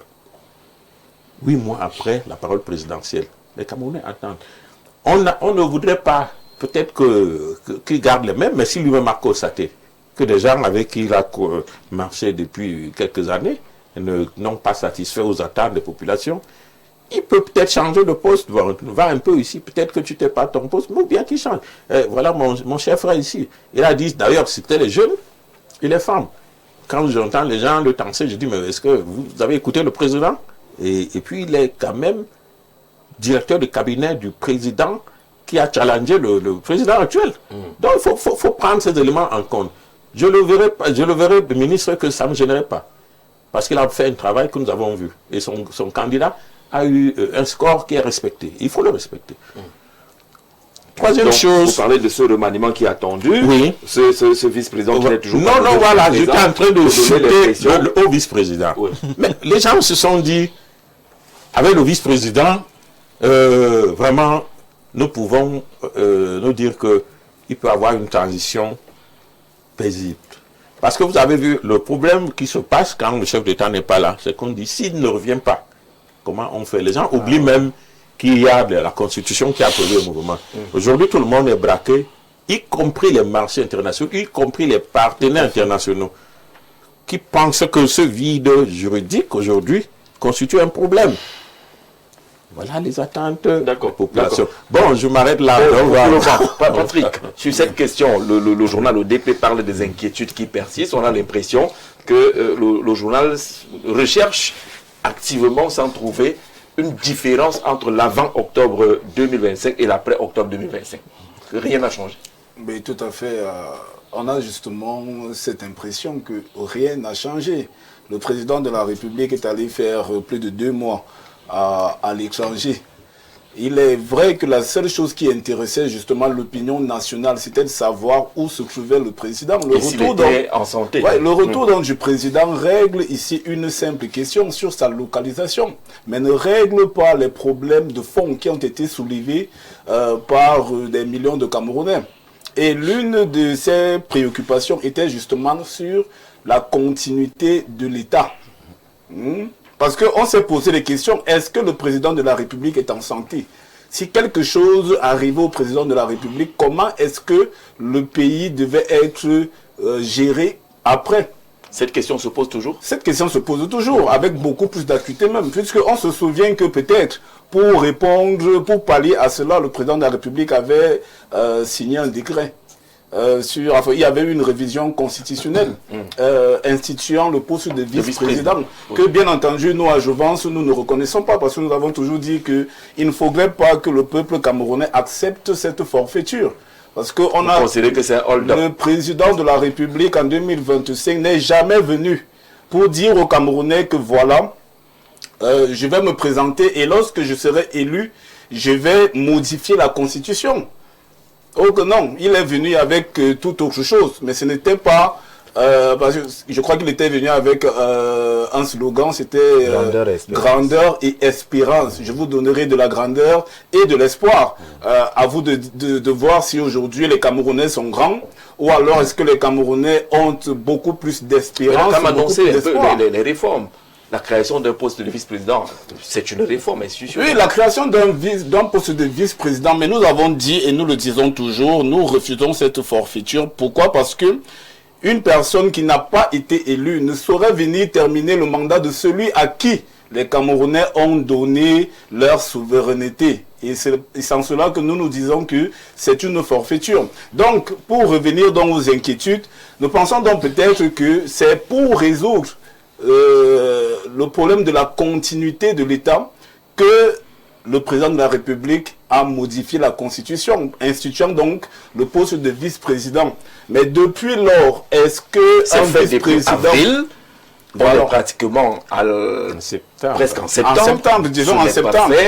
Et le journal Diapason dit qu'il n'y a pas un calendrier qui transparaît, on ne sait plus. On ne sait plus, effectivement, parce que dans la Constitution, on dit bien le président peut nommer un vice-président. Donc il peut décider de faire ces 7 ans, il ne nomme pas un vice-président. Et votre inquiétude va demeurer. L'inquiétude va demeurer. En cas de, voilà, en cas de, qu'est-ce qui va advenir? Comment est-ce que le pays va être dirigé par la suite? Et je vous rappelle également que dans cette modification, on dit que seul le vice-président peut constater la vacance. Peut saisir. Il peut saisir, justement, pour constater la vacance. Mais bon, quand il n'y a pas de vice-président, vous voyez qu'il y a une petite inquiétude. Il y a également, justement, comme l'aîné le rappelait, le problème du remaniement ministériel. Personne n'a mis le couteau sous la gorge du président de la République pour qu'il vienne annoncer aux Camerounais le 31 décembre 2025 qu'il procéderait à un remaniement ministériel. Dans les prochains jours. J'ai vu ici et là les communicants du RDPC faire une gymnastique grammaticale pour essayer d'expliquer dans les prochains jours. Ce que ça peut dire, on allait chercher dans la Bible, on allait chercher dans l'histoire, on allait chercher dans la cosmogonie. Jusqu'à présent, personne nous a fait. Pour essayer d'expliquer ce que dans les prochains jours pouvait signifier. Donc, on peut s'attendre 7 ans de plus. Quand on sait que le gouvernement Diongouté est là depuis 2019. Un mandat. Un mandat tout entier. Donc on peut également justement attendre dans les prochains jours tout un mandat également, sans qu'un remaniement ministériel ne soit Vous inquiétez donc pourquoi la loi n'a pas imposé. Non, la loi n'impose pas, mais en réalité, ce sont des questions que les Camerounais se posent. On a envie de voir quand même une certaine émulation, même si cela fondamentalement ne change rien, parce qu'en réalité, on ne peut pas venir changer juste la coque sans changer le moteur d'une voiture, parce que c'est le moteur qui fait en réalité le véhicule. Donc, tant que structurellement, Vous pouvez prendre un autre exemple. tant que structurellement, n'est-ce pas, la méthode de gestion du pays ne sera pas améliorée. On aura beau changer de gouvernement que rien ne se fera, rien n'avancera. Donc c'est là aussi. changer quoi finalement? Il y a encore 6 ans, hein. C'est encore très long, c'est encore très long. Et il y a encore 6 ans. Les Camerounais vont se serrer la ceinture. Il y a un mot que le président aimait justement utiliser. Il faut être résilient, il faut la résilience. D'accord. Alors là, Émile Messi, quand vous regardez je termine simplement sur le volet économique.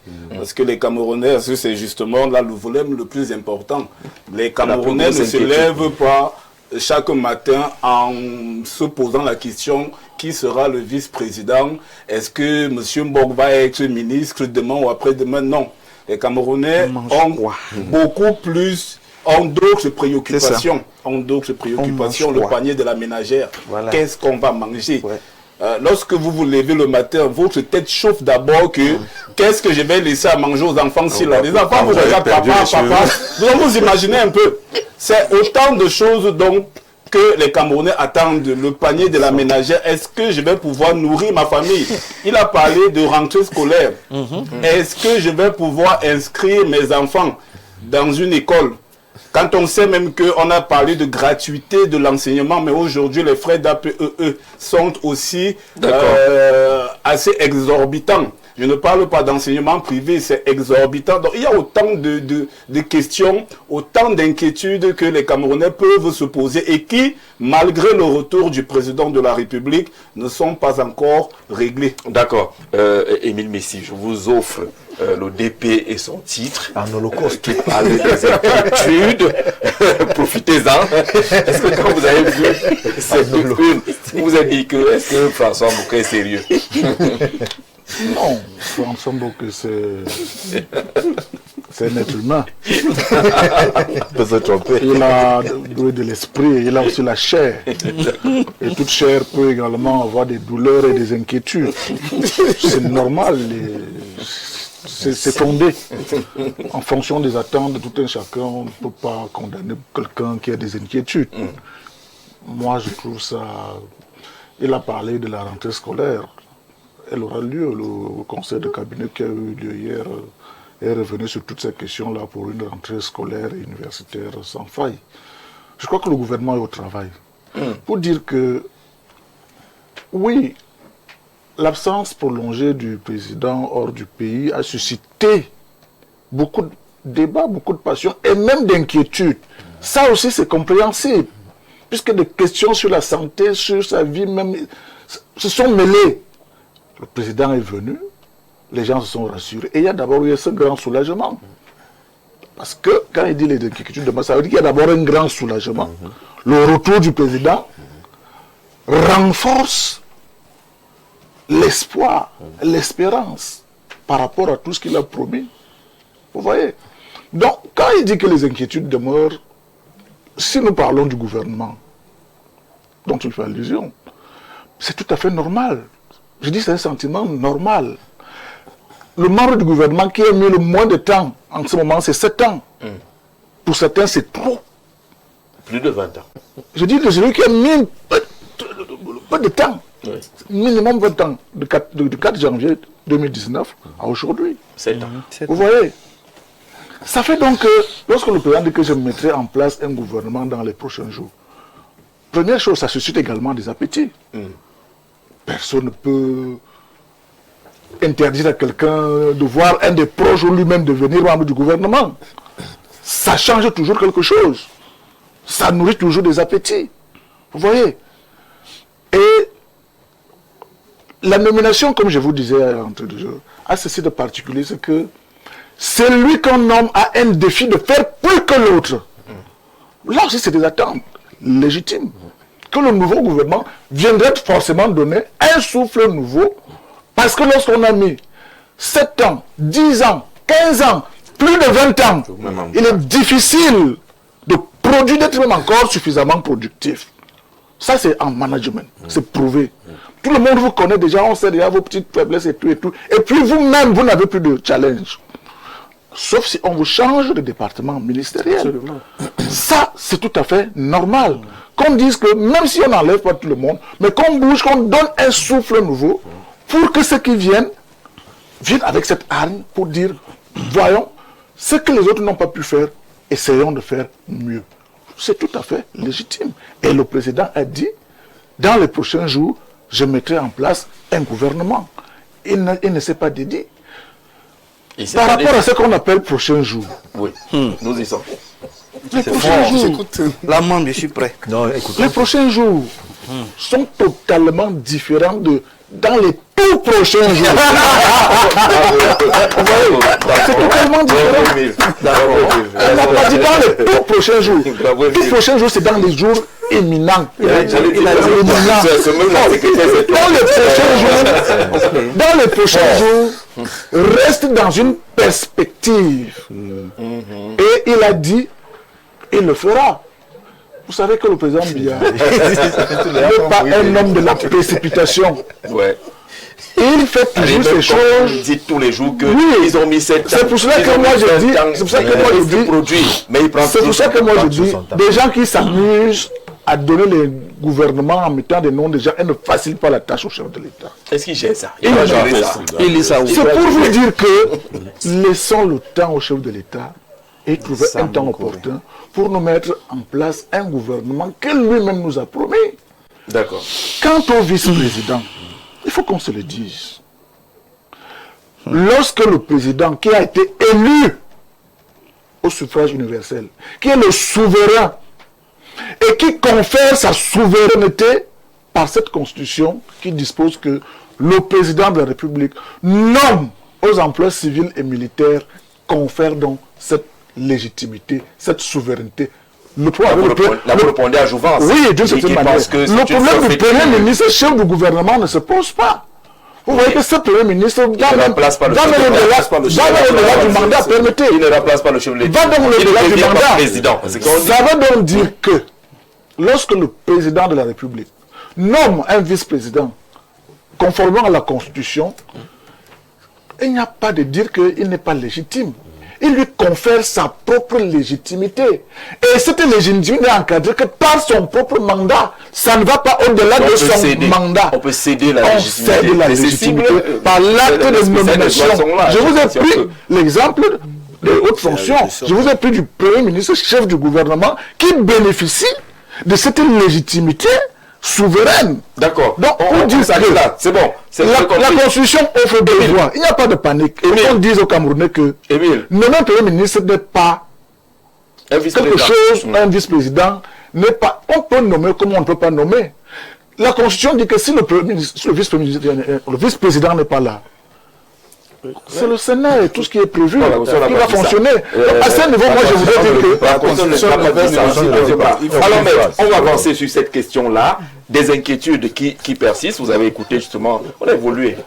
C'est ça le grand. Si le vice-président n'existe pas. Alors, on commence par là. C'est une voie. Parce que là, on reste sur les questions techniques concernant la Constitution et les inquiétudes sur ce que Patrick a dit tout à l'heure. Que si ça se passe mal, on gère comment? Vous savez, le droit est extrêmement passionnant. Mais il devient rébarbatif lorsque, en droit positif, on veut faire des incursions dans les débats dogmatiques. Le droit positif, c'est ce qui est écrit et qui est en vigueur. Et je suis péremptoire. Ce sont nos enseignants de droit qui sont au Conseil constitutionnel, qu'ils nous disent à quel niveau exactement la Constitution consacre le fait que si le chef de l'État qui peut, première bêtise, nommer le vice-président, ne le fait pas, c'est le président du Sénat qui assure l'intérim. Vraiment, sortez-moi la phrase. Elle n'est nulle part. Première chose. Deuxième chose, il faut qu'on arrête de prendre les Camerounais pour des quiches. Comprenez? Je leur dis toujours qu'ils administrent ce pays comme si nous étions encore en 1960. À l'époque où on comptait quelques brevetés et on estimait que c'était des très grands diplômés qui pouvaient diriger un pays. Aujourd'hui, nous, on n'a rien à envier à personne. On peut gouverner le Cameroun, on peut gouverner l'Afrique, on peut gouverner la Chine, parce que ce n'est pas extraordinaire. Lorsque je l'ai dit, je voudrais quand même apporter une petite précision à ce que François Mboké disait tout à l'heure sur la dénonciation. Il y a une différence entre la dénonciation calomnieuse et la diffamation. Et en l'espèce, je pense qu'il voulait parler de diffamation. Le procureur de la République, par exemple, peut être saisi par simple dénonciation, orale ou écrite. Tout à fait. Et ainsi engager les enquêtes. La dénonciation devient calomnieuse lorsque, une fois que vous avez saisi une autorité, qu'il s'avère que le contenu de votre dénonciation était faux. Et donc là, ça devient une dénonciation calomnieuse. Or, la diffamation, c'est le simple fait d'émettre en présence de gens et en public des faits que vous imputez à quelqu'un mais dont vous ne pouvez pas rapporter la preuve. Et il y a des circonstances aggravantes comme la qualité de fonctionnaire de celui qui ferait de telles allégations.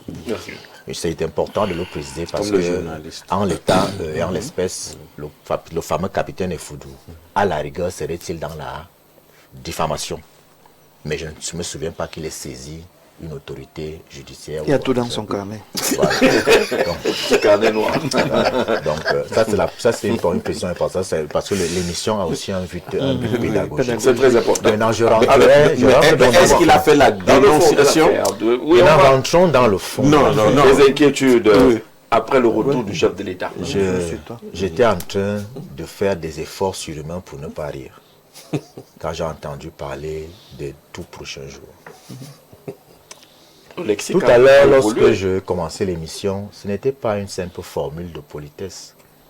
C'est une profession de foi. Lorsque je témoigne ma déférence aux populations camerounaises, il faut respecter le peuple camerounais. C'est du foutage de gueule, vous me passez l'expression.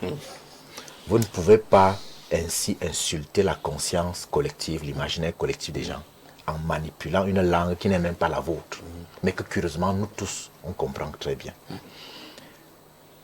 La seule chose qu'il faut conclure, c'est que la parole présidentielle a une limite. Désormais, nous savons que la parole présidentielle ne vaut plus rien. Parce que chacun peut s'amuser à jouer avec, au point de pouvoir dire aux Camerounais que, comme le chef de l'État a dit qu'il va nommer un gouvernement dans les prochains jours sont différents des tout prochains jours. Il faut respecter les Camerounais. Il y a une différence, bien évidemment. Et je voudrais quand même qu'à un moment donné, même si, moi j'étais un enseignant, un vacataire de français, que vous preniez les tout prochains jours ou les prochains jours, il n'y a pas les mois dedans. Ils vont se retrouver. On est dans les jours. Il n'y a pas les mois dedans.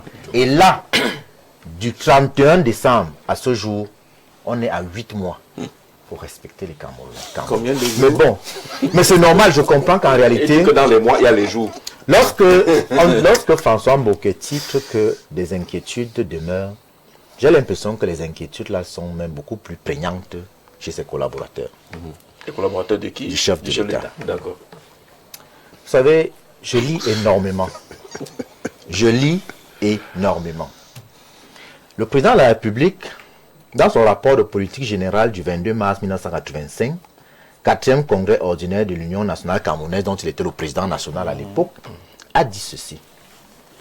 J'exprime également le vœu que ce congrès puisse inspirer à chacun un supplément de générosité à l'égard de nos compatriotes que nous avons mission de servir, en particulier à l'égard de la nombreuse et dynamique jeunesse camerounaise à qui revient la responsabilité de l'avenir de ce pays. Une jeunesse dans laquelle nous devons constamment investir pour entretenir en son sein le goût de l'action et de la création. En effet, il ne nous importe pas seulement que cette jeunesse apprécie l'héritage que nous lui aurons légué. Il nous faut nous assurer que reconnaissante, elle pourra témoigner avec fierté que nous avons su préparer de façon heureuse sa rencontre avec l'histoire.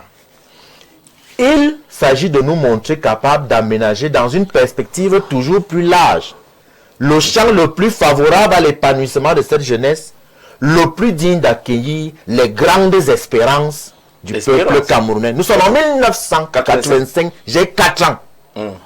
J'ai 46 ans aujourd'hui. Et vous venez me parler des tout prochains jours. Respectez les Camerounais. Je vous dis ça. C'était il y a plus de 40 ans. Et maintenant, les inquiétudes dont on va parler ici, moi je les prends sur 2 aspects. Il y a les inquiétudes liées à la personne et l'institution qu'elle incarne autant pour moi, et les populations dans leurs attentes. Première étape, la personne et les institutions qu'elle incarne. J'espère que mon grand frère Messi ne me dira pas qu'à 93 ans, on peut encore courir d'ici jusqu'à la pause centrale. Tout ce que j'en sais. Bien. Moi, j'en sais quelque chose. Parce que moi-même, je n'arrive plus à le faire à mon âge. Donc, les inquiétudes liées au président de la République sont liées à son âge et à ce qui est inhérent à la capacité physique d'un homme à cet âge-là. Et les inquiétudes sont également liées au fait qu'il a mis l'homme dehors et qu'il y avait une communication alambiquée autour de son séjour. Et cette communication cacophonique a généré des supputations qui ont entraîné un certain nombre de suppositions avérées ou non. Toujours est-il que lorsqu'il est arrivé, les gens ont été gratifiés d'une main. Ensuite, on leur a dit, attendez, dans 48 heures, vous verrez le chef de l'État. Et on l'a vu. Sauf que là encore, le contrôle de l'image était tel que, malgré tout, on a vu un homme fatigué. Néanmoins, c'est lui le président de la République. Les Camerounais l'ont élu. Et lorsqu'ils l'ont élu, ils savaient qu'il était âgé de cet âge-là. Nul ne peut se prévaloir de sa propre turpitude. Maintenant, ce qui est lié à l'institution, la personne. Rapidement, le débat autour de la vice-présidence continue. Pourquoi? Parce que les images qui ont été, malgré les sélections qui ont été diffusées, montrent que le chef de l'État est fatigué. Et que tout le monde voudrait bien que quelque chose se fasse pour impulser une nouvelle dynamique.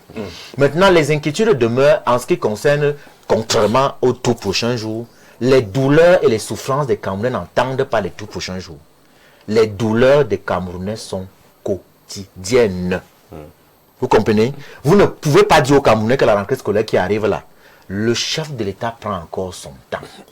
Vous ne pouvez pas leur dire que l'électricité qu'on coupe chaque jour, l'eau qui manque, les routes qui sont mauvaises, les gens qui meurent, des femmes qui sont assassinées, le pouvoir d'achat qui fond comme neige au soleil, les opérateurs économiques qui ne savent plus à quel sens se vouer et qui forcément, à travers eux, voient l'économie évoluer au ralenti. Vous leur dites, le chef de l'État prend encore son temps. D'accord. Alors, ça veut dire simplement que les inquiétudes demeurent parce que le chef de l'État, et je le répète, ce ne sont pas des promesses, ce sont des engagements.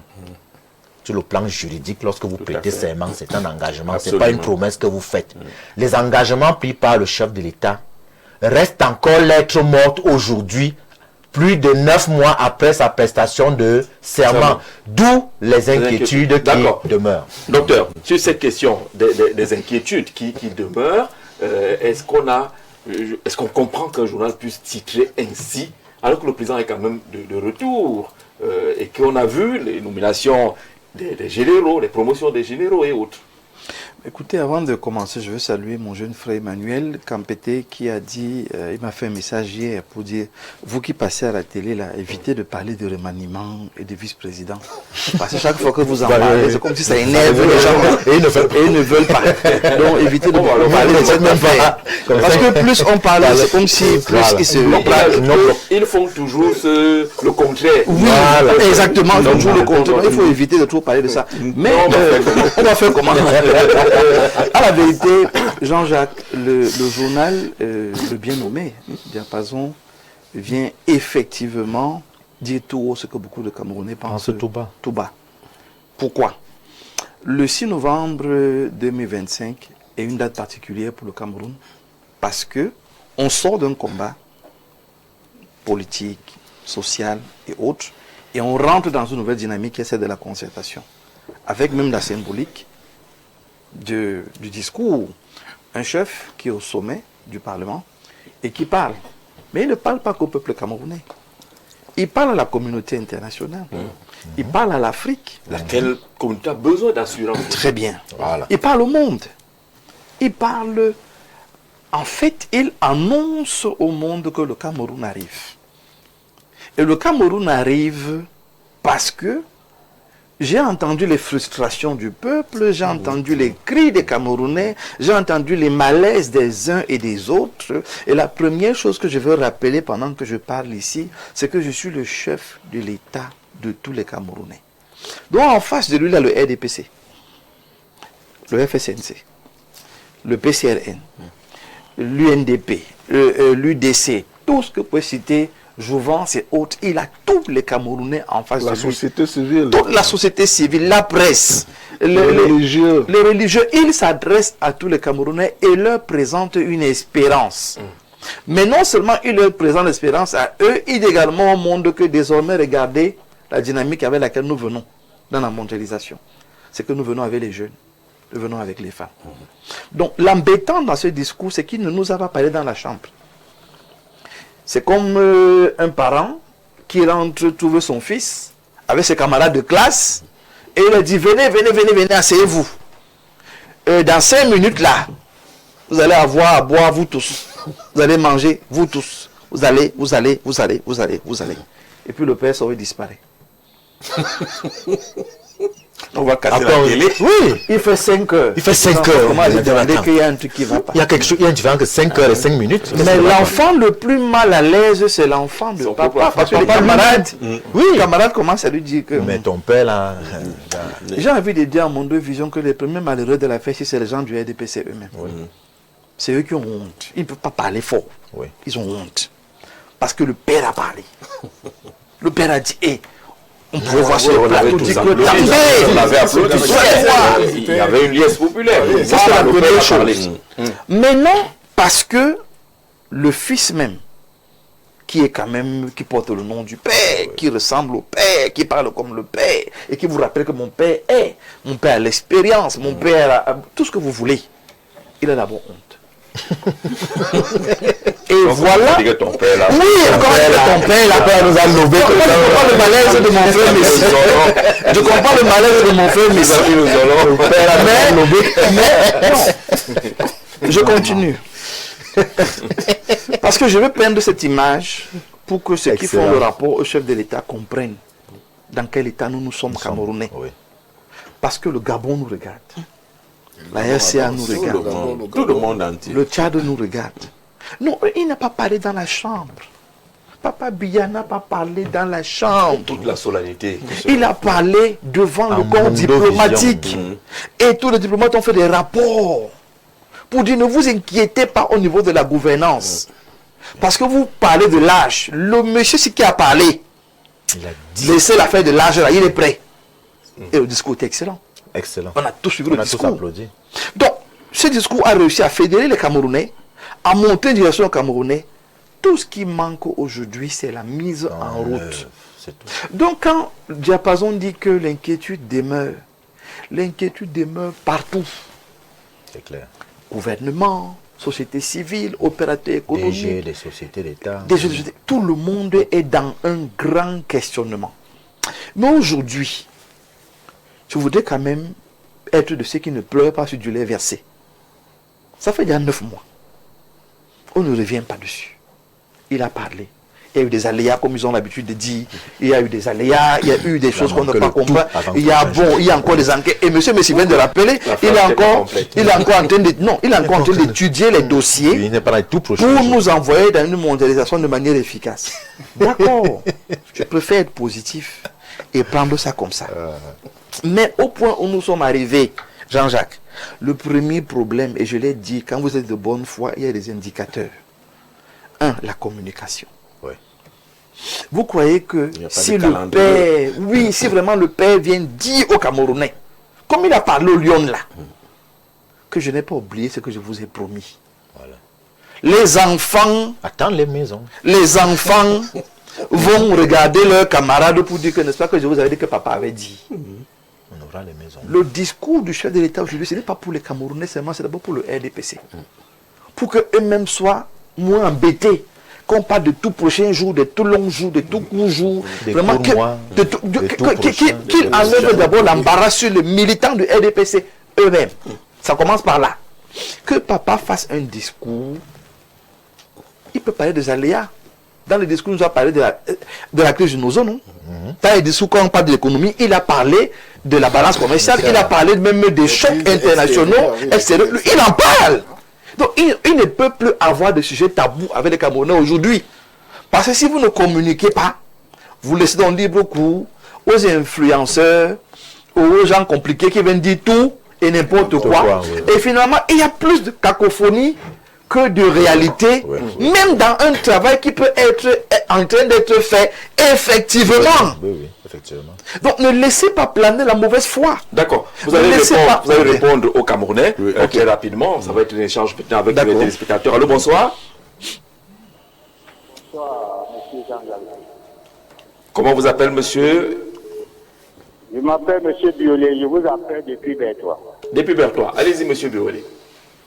Ok, je vois le thème de votre sujet est très intéressant. On parlait d'inquiétude. Vraiment, il y a plusieurs sources d'inquiétude.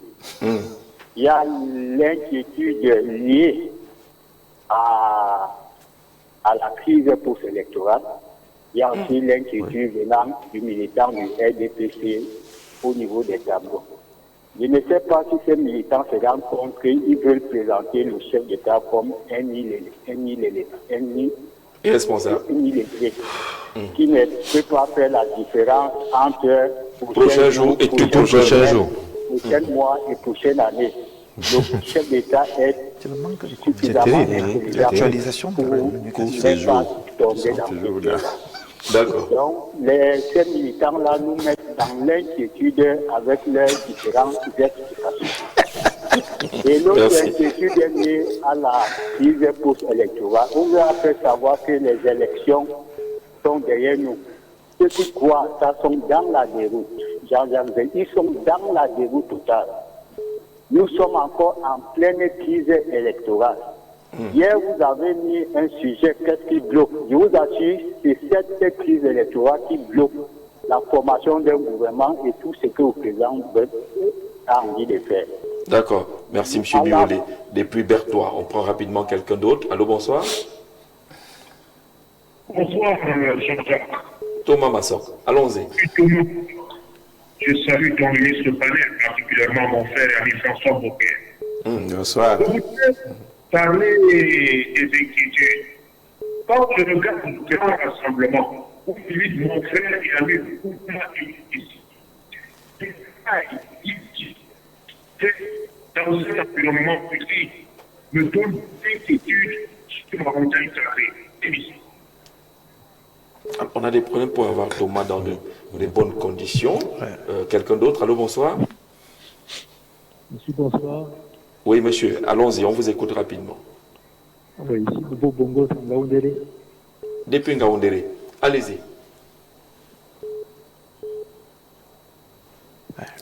Allô, allons-y, on vous écoute. Voilà les problèmes. C'est pas évident. Avant Ngaoundéré, c'est compliqué. On va essayer quelqu'un d'autre. Allô, bonsoir. Voilà. Ça se bouscule et ça se fait des crocs en jambes à travers notre émission. Allez, on va aller. Bonsoir, monsieur Mbok. Savez-vous que vous aviez accompagné Issa Chiroma pour détruire l'opposition et sacrifier les jeunes qui sont en prison, d'autres tués? Vous allez porter toute votre tout cela dans votre conscience. Non, mais non, c'est très bon. Si je peux répondre rapidement, c'est très bon qu'il ait soulevé ce volet. Vous avez suivi sur les réseaux sociaux aujourd'hui mon potentiel ralliement avec le RDPC. En fait, nous sommes en pourparlers, et dans ce pourparler, la première et principale condition que j'ai proposée, en termes même de supplication, c'est que ces jeunes soient libérés. Je ne suis pas un homme politique. Et vous suivez ces jeunes? Voilà, je ne suis pas un homme politique qui est dans l'aventure. Les jeunes nous ont accompagnés, je ne les lâche pas. Qu'ils aillent plutôt dire ça à Chiroma, qui me laisse tranquille.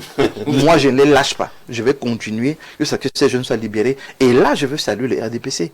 Parce qu'ils ont écouté, ils acceptent qu'il y ait cet échange. On a même fait les états. Il faut dire les choses comme elles sont. Un homme politique ne fuit pas le combat, on reste dans le combat. Donc, messieurs RDPC qui a accepté qu'on travaille et ces jeunes vont être libérés. Donc, ils ne s'inquiètent pas. Moi, je n'ai pas abandonné les jeunes. En même temps, celui qui appelait de Bertois pour dire qu'on est encore dans la crise. Oui, et justement, effectivement, c'est un sujet qui est posé sur la table. Moi, je ne me trompe pas de combat. C'est-à-dire que nous sommes dans une situation où pour sortir de la crise post-électorale, c'est deux acteurs. C'est le pouvoir public, mais nous aussi, qui avons amené une dynamique. Et la dynamique que nous avons amenée, c'était dans le narratif, dans l'explication, dans la campagne. Donc moi qui étais un des acteurs sur le terrain, si je me débine, c'est quand même compliqué. Donc je l'ai dit, je ne suis pas en politique pour chercher un poste. Je ne suis pas là pour chercher une place. Et je l'ai dit haut et fort, je suis candidat à rien. Donc, du coup, c'est les jeunes là qui m'intéressent et je reste dans ce combat jusqu'au bout. Maintenant, ceux qui veulent comprendre, ceux qui veulent comprendre, bonsoir, on va évoluer comme ça. Tout se retrouve dans le slogan du RDPC, notamment l'espérance. Attendre avec confiance quelque chose que l'on souhaite voir se réaliser. C'est ça l'espérance. Un artiste a chanté, on attend l'enfant. L'enfant ne vient pas. C'est Patrick depuis Strasbourg qui envoie ce message-là. On part depuis Strasbourg. Qu'est-ce qu'on dit du Canada? L'inquiétude, c'est pour les esprits faibles. Depuis 43 ans, on sait la ceinture et on a même déjà l'insuffisance rénale. Notre mental est faux. Le père est rentré. Le père est rentré. Il s'est giré autour de lui pour sa sortie en et je pense qu'il préfère donner un grand coup de pied dans la fourmilière et il cherche encore la bonne godasse. C'est qui? Les coups du Canada sont du frère. La situation. La bonne godasse. Bonne godasse. C'est peut être plus efficace en matière de coup de pied dans la fourmilière. Je crois que vraiment c'est assez compliqué. Bonsoir le plateau. Monsieur veut voir ses enfants grandir. Lequel monsieur n'avez pas précisé? Qui veut voir ses enfants grandir? D'accord. Votre regard c'est compliqué. Sont nombreux, on ne prendra plus les appels en direct. Allez-y. Oui, je voulais dire que, vous savez, j'ai ouvert le sujet parce que vous m'avez donné la parole, mais il y a des choses que je n'ai pas évoquées. Le Conseil supérieur de la magistrature, qui est un problème sérieux aujourd'hui. Et je vous dis que... les jeunes, là, les outils, on dit à serrer la ceinture. Quand nous avons sorti cette édition, on s'est retrouvés dans le coin que vous savez, et les gens sont venus, ils disent, vous n'avez pas compris que lorsque le père a pris l'engagement, il y a quelqu'un qui lui a donné le stylo et c'était la première personne qu'on a limogé. Félicitations à M. Messi qui nous clarifie si bien les prochains jours et les tout prochains jours, et ça parle depuis Djongolo ici à Yaoundé. Il faut noter, il a mis tout cela entre guillemets. Il a pris quelque chose d'important à travers cette sortie de M. Messi là-dessus. Bonsoir Jean-Jacques Zé et à tout votre panel là. Merci pour cette thématique instructive. Quant à la problématique, le retour de Paul Biya après 114 jours d'absence, aussi rassurant soit-il en apparence, ne répond en réalité à aucune des inquiétudes de fond que la diaspora camerounaise porte depuis des années. Ce n'est pas la durée du séjour qui pose problème, c'est ce qu'elle révèle d'un système où l'État continue de fonctionner sans que personne ne sache vraiment qui décide, ni selon quelles règles, selon le chef de l'État est hors du pays, pour une diaspora qui a souvent fui précisément cette opacité et cette gouvernance à huis clos, voire un poste de vice-président créé sur le papier depuis avril 2026 reste vacant pendant plus de 4 mois au moment où son occupant aurait dû clarifier la chaîne de commandement n'est pas un détail administratif, mais la confirmation d'un problème structurel, celui d'un pouvoir personnalisé à l'extrême, où la continuité de l'État repose sur la santé d'un seul homme. Et c'est vous qui avez évoqué justement cette continuité de l'État. Vous avez 30 secondes pour sortir de là. Et 30 secondes rapidement. Je voudrais dire à l'aîné Émile Messi que le président, c'est pas à lui de fixer le temps qu'il doit prendre pour régler les problèmes des Camerounais. C'est plutôt les Camerounais qui lui donnent le temps nécessaire. Il y a une différence. Ça veut dire que on dit qu'il est le maître du temps. Non, le président n'est pas le maître du temps. Il fait parce que les Camerounais ont des problèmes prégnants. Et il doit résoudre ces problèmes le plus rapidement possible. Donc s'il s'en va résoudre un problème prégnant, le résoudre 7 ans après. Vous voyez qu'il aura laissé beaucoup de temps et laissé mourir de nombreux Camerounais. Et je voudrais également dire que c'est vrai que le temps est presque écoulé, mais que le président de la République, en réalité, tout ceci arrive, toutes ces inquiétudes, parce que le président de la République est un jupitérien constitutionnel. Tout est basé, tout est relié au président de la République. Nous sommes tous suspendus que ce soit... C'est pour cela que dès qu'il y a un peu d'ordure dans nos quartiers, on pense au président de la République. En temps normal, s'il n'était pas jupitérien, la question serait réglée à un niveau. Effectivement. Bon, pour sortir rapidement, je voudrais aussi remercier les camarades de Jouvence, parce que nous avons, si vous suivez l'actualité, nous avons installé des comités d'arrondissement. Bravo. À Douala 2e, Douala 3e, Douala 4e également. Ça, c'est le terrain. Douala 4e également. Donc, c'est pour dire que Jouvence est sur le terrain. Jouvence fait une politique de proximité. Et nous allons, dans les tout prochains jours également, repartir dans l'ensemble. Les prochains jours. Non, dans les tout prochains jours, ça veut dire c'est imminent. C'est imminent. Nous n'allons pas attendre 8 mois. C'est dans les tout prochains jours. Nous allons donc repartir. Sur le terrain dans d'autres régions pour installer d'autres comités, parce que Jouvence se met en ordre de bataille pour les élections, les échéances à venir. On salue le président Valère Bessala. Merci monsieur d'être venu. On se donne rendez-vous dans les tout prochains jours. Non. Les tout prochains jours.